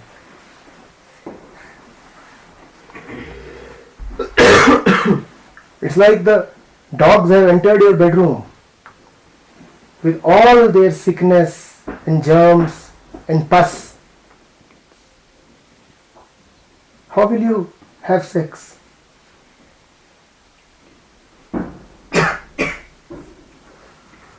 Hmm?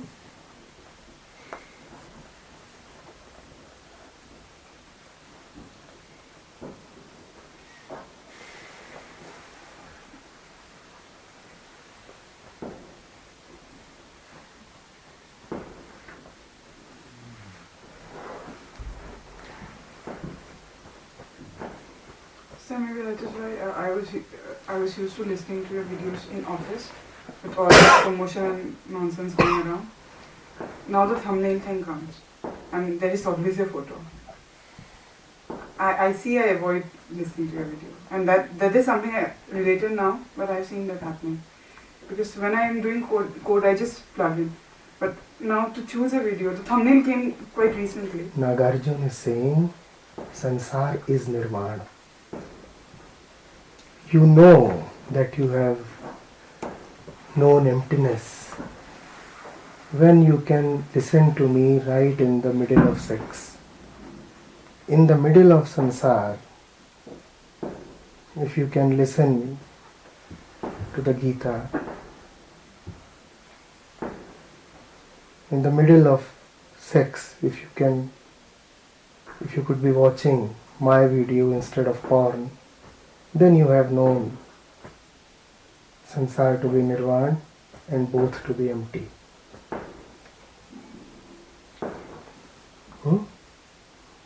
That is the Buddha for you.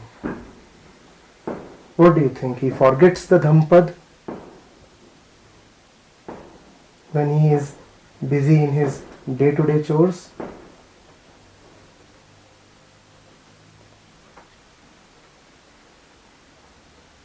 And Ramakrishna was a married man. What do you think? He forgets Kali when he is with his wife? You are a Ramakrishna when you can remember Kali even when you are with your wife.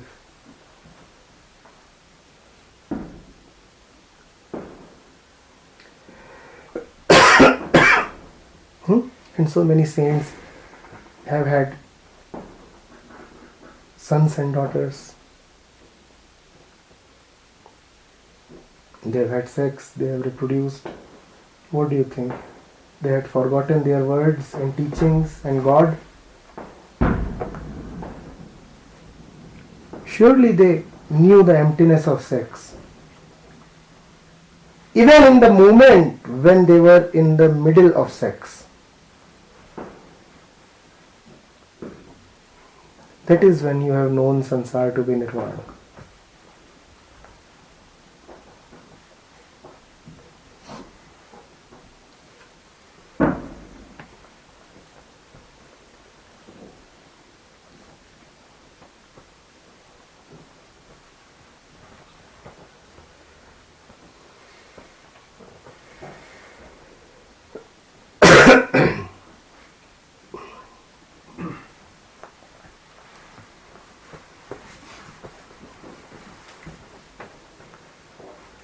Sir, anything that is troubling me, should I try to see its emptiness?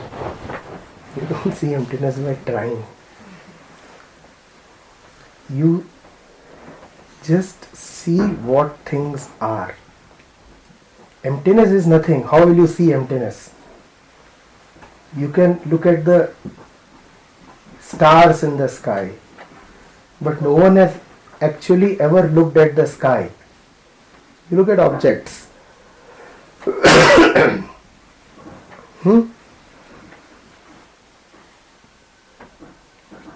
So, you just be careful about the objects that you look at. If you can carefully look at objects,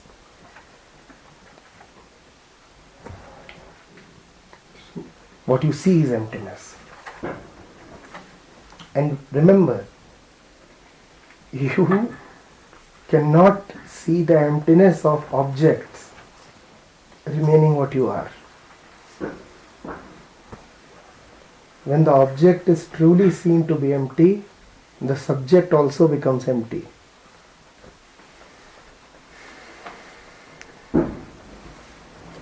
Hmm?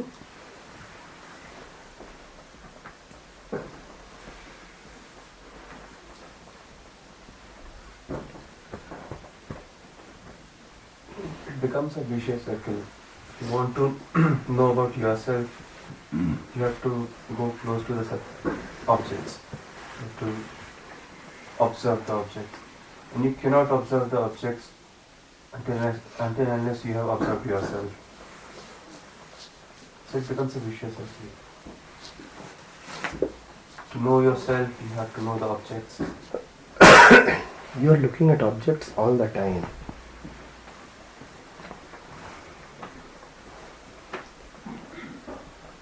Just give yourself occasion to know them truly.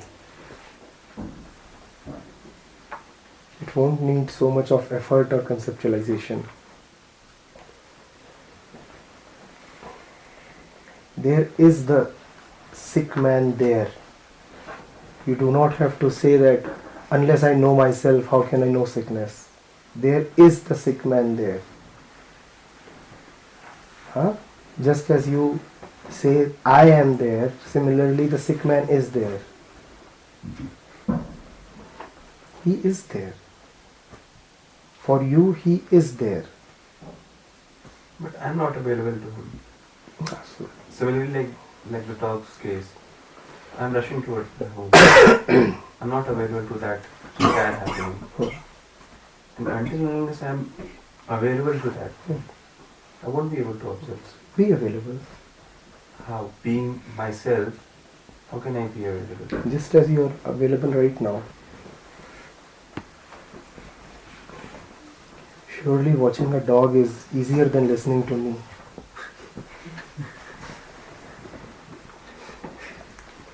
If you can listen to me, you can very well watch a dog. Hmm? And there is a bitch as well.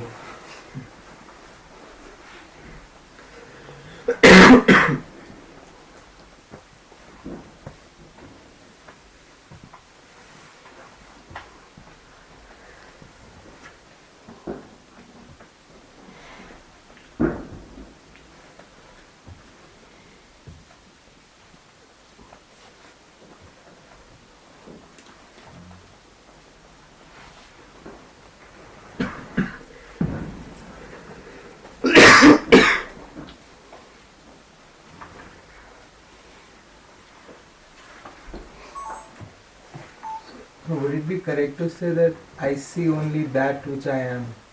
So if It would be better if you repeat the question.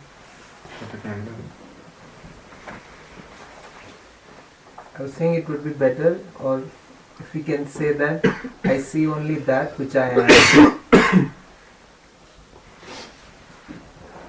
As you said that in order to see the emptiness of things, first you have to be empty. I did say that. First you have to be empty. I said when you see that, you too are. I didn't mention that as a condition.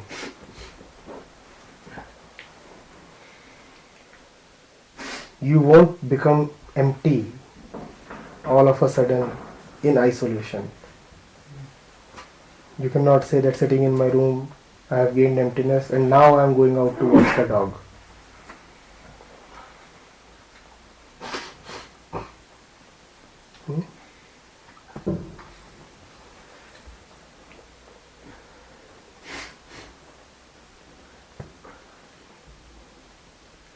Sir, morality tells us that Ram and Kam are separate and they can't coexist. And because of which we form two separate compartments in our life. When we are pure, pristine, when we have just taken a bath, we have put on our million bar, and right, we are praying. That Anshu and that Anshu which is masturbating in the washroom. So two big, bold compartments. And you are saying that the coexistence is possible, that even when you are... It is not only possible, it is necessary. You see, you do not know calm. What you know is some dirty, spoiled, sick version of social sexual activity. The touch of Ram totally transforms calm.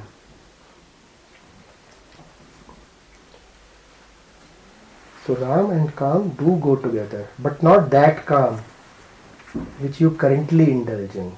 With Ram, your current version of calm will change. It will actually go down the drain in the same washroom.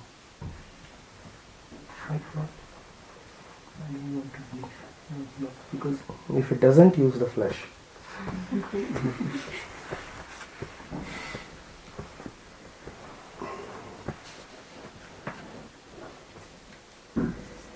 It is not only the mind that needs hygiene. Everything needs to be clear, clean. Think it. When Ram and Kam do not go together, then you neither know Ram nor Kam. That is why your Kam is so ugly. When you know Ram, how can your Kam be so much like rape? Look at the way people indulge in sex. They are either begging or raping. These are the only two ways of having sex. Either beg, if you can't get it by begging, then rape. Or be indifferent. Or buy.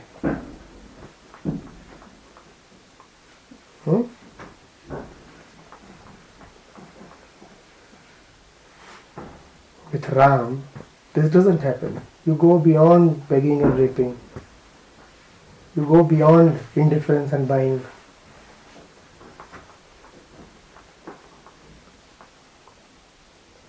Don't try to think about it. You won't be able to form an image.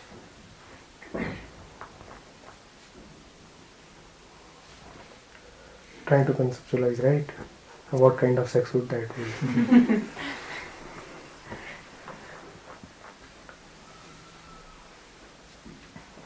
Doesn't sound quite cool.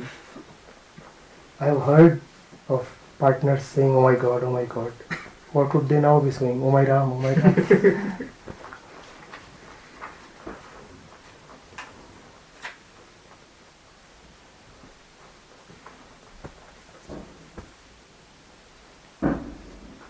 If the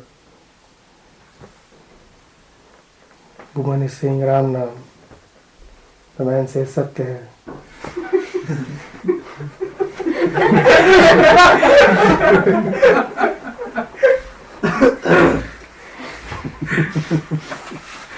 That is calm with Ram. Try that. Ask your partner to say Ram Naam. Satya.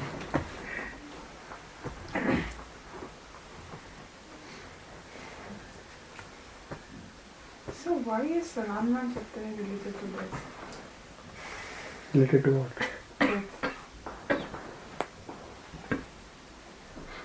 I, for the first time, I actually thought of that, but why?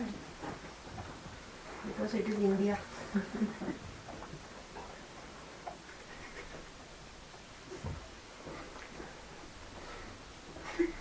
You want to have some corner where to remember Ram. That's a dead body. Physically, you create that corner in the shape of a temple. And in time, in a temporal sense, you create that corner in terms of occasions. So when there is a death, you want to talk of Ram. When there is a marriage, you want to talk of Ram. So all these are ways of just creating corners. Sir वहाँ से गाजियाबाद से एक ही चीज़ से आते थे रास्ते में एक ऊपर पैशम मर्ग जहाँ लाश जलती रहती है English please. Oh, sorry. So when we return from Ghaziabad, from AKGC, there is a cremation place where the bodies keep burning. And where Kabir those are written. Only in the places like these Kabirs are used. The bold, big font letters.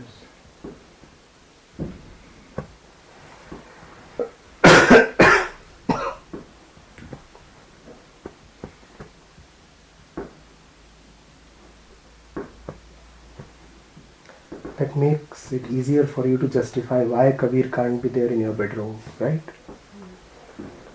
Kabir is to be found in the cremation grounds. How can he enter my bedroom?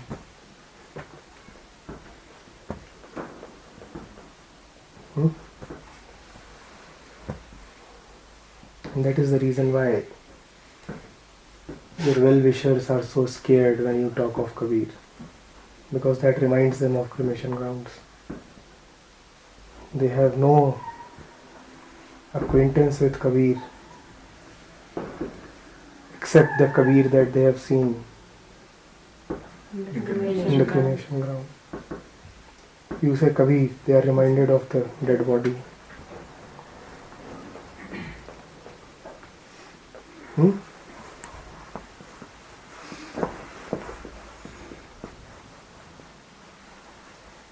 Sir, the coexistence of Ram and Kam, you said that it is not only possible but it is also required. But the way I have experienced things is that the way things work out, I mean, it is ensured by the society that they don't coexist. Why?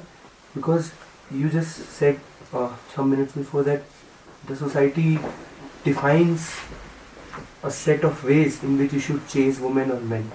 If you are simple, if you are honest, if you don't have any power, if you just want to be what you are, and so on and so forth, if you want to be like, if you are a spiritual man, if you just don't like to complicate stuff, then you won't get calm.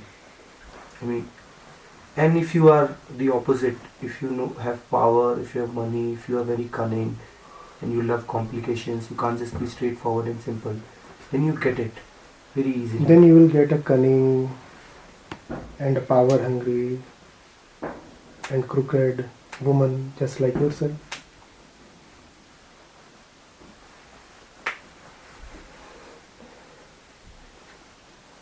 If you are simple, you will get a simple woman. If you are all that which you just mentioned, then you will get a woman that is exactly like what you just mentioned.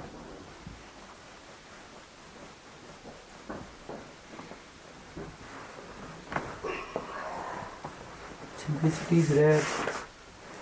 So all you see around is the opposite. And when you are the rare lot, then you are ensured to become that which is common. Because you know that being what you are, you won't get it. If you are really rare, then you don't think about what you will get and what you will not. You are not purely that.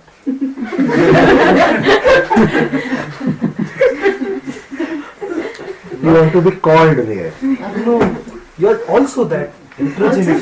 Heterogeneity. You are not completely that. You have traces of everything in you. And you want to become. That is quite common, to have traces of everything in you. There is nothing rare about it.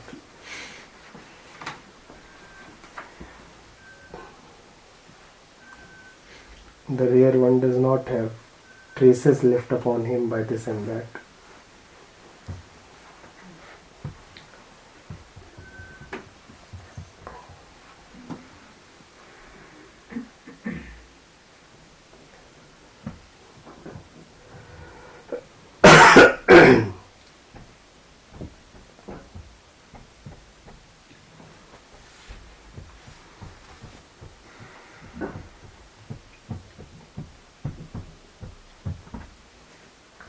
Because recently I have been experimenting a couple of things. Because I have had very complicated relationships and I got pissed off. So I've been doing some experiments. Right, whenever I initiate a conversation with a friend, I just gather some courage and I say what is there in the subconscious. And I've faced it on my face, and I've observed that how do things work. That if you're complicated, if you अगर आप भूमिका बांध सकते हो, if you can contextualize stuff, you can play games, then the hope is there, then there is promise. But if you don't want to do that, because you just don't want to do that, you just want to bring things on the front, then, and it's never about the individual, it's about how the gender has been constructed, how the particular person has been told to behave. That if a man says these and these things in the initial phases of the conversation, you are supposed to behave in this way. And if he suddenly abruptly brings out this, which has to come up after 6 months or say a year, then you have to give this particular response. So this is the reason I said that, I'm not saying that I am embody Ram or anything like that, but even if you want to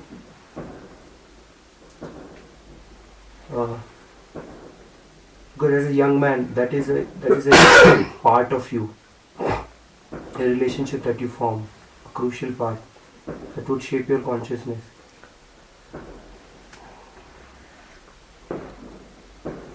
Because you want it, right? And you also don't want to complicate yourself.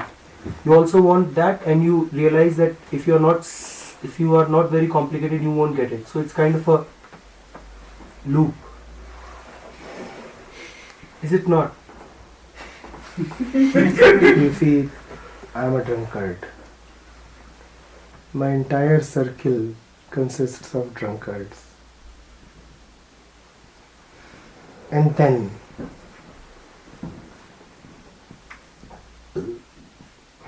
I narrate to them a scripture praising sobriety, the virtues of having a calm, clear and firm mind. And they don't listen to me because they are all drunkards. And why are they around me? I'm a drunkard. And because it is fashionable or because I am curious, so just as an experiment, I have brought out an exotic scripture and I am quoting selected verses from it that deal with the evil of drinking. And what happens? Of course, these so-called friends do not reciprocate my generosity. I narrate these beautiful, grand verses and they run away.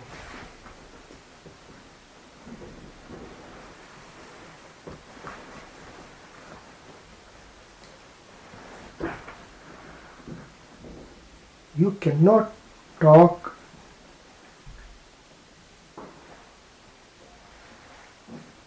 freely about your mind to an enslaved woman. And you are talking to that enslaved woman precisely because you are an enslaved man.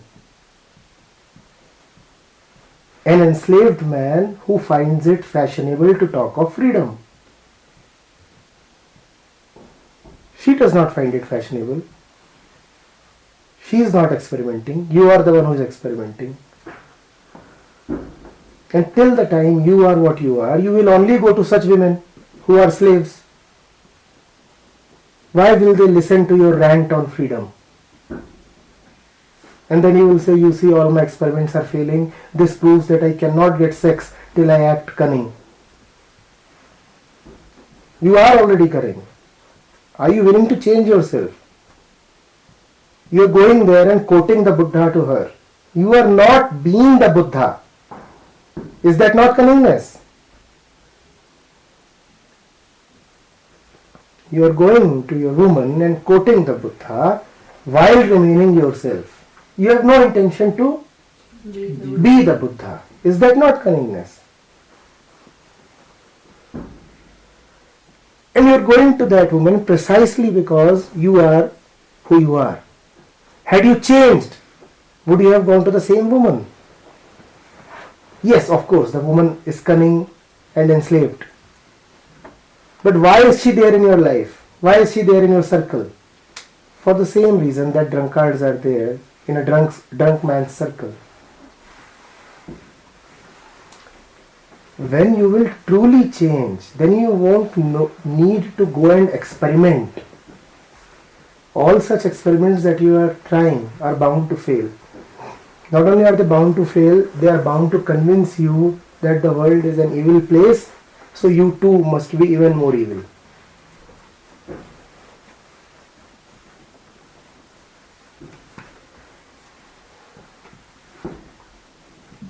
The Buddha does not need to prove his Buddhahood. He does not carry his own copy of Dhammapada along. He doesn't say, quoting from page number 65, verse 2, he is Buddhahood personified.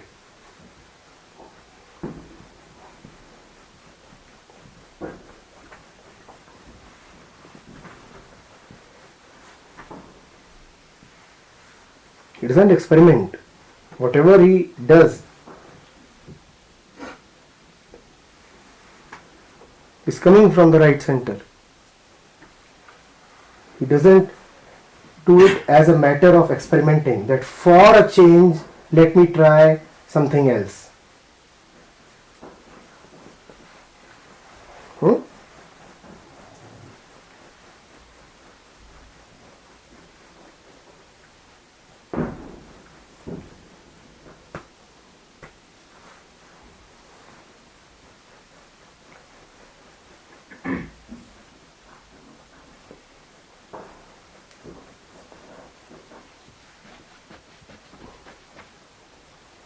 Don't just try to expose your subconscious. Have a clean mind. Conscious, subconscious, unconscious. Why talk of all these? Simply have a clean mind. Simply have a healthy consciousness. And then if these men and women are to remain in your life, they will remain. If they must not remain, they will anyway run away. The wrong person anyway cannot remain in the right man's life for long. He or she will find some excuse to run away.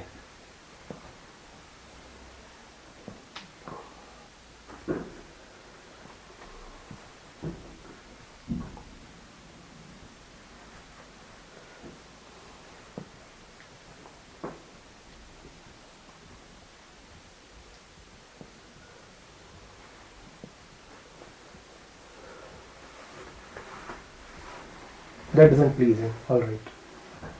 The right woman will find some excuse to enter your life. The wrong one will find some excuse to run away. The right one will find some excuse to enter your life.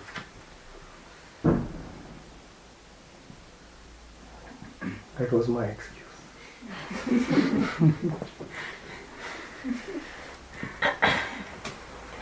What is certain is that the wrong one will drop. About the right one, there is no guarantee.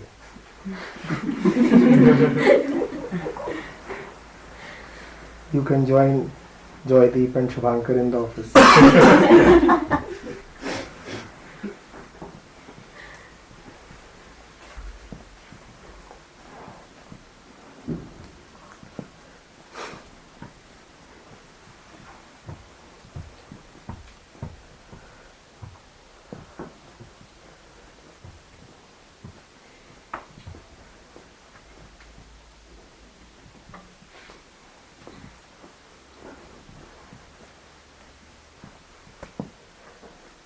Krishna?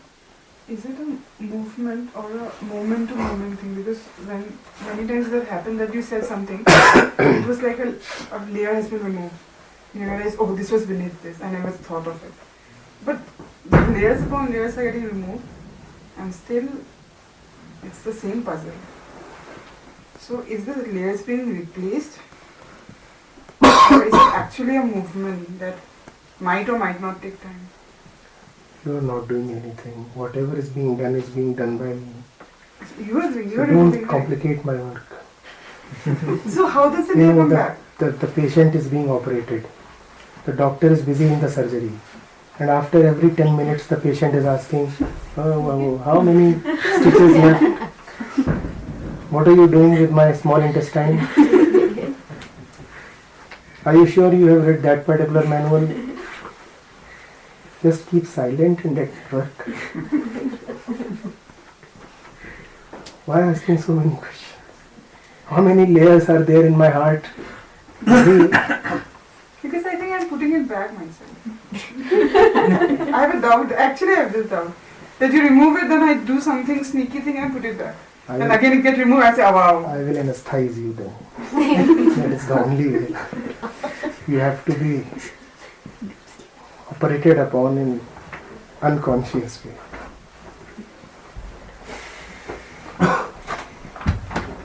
Just listen. Just listen. Do not see what is happening as an effect of listening.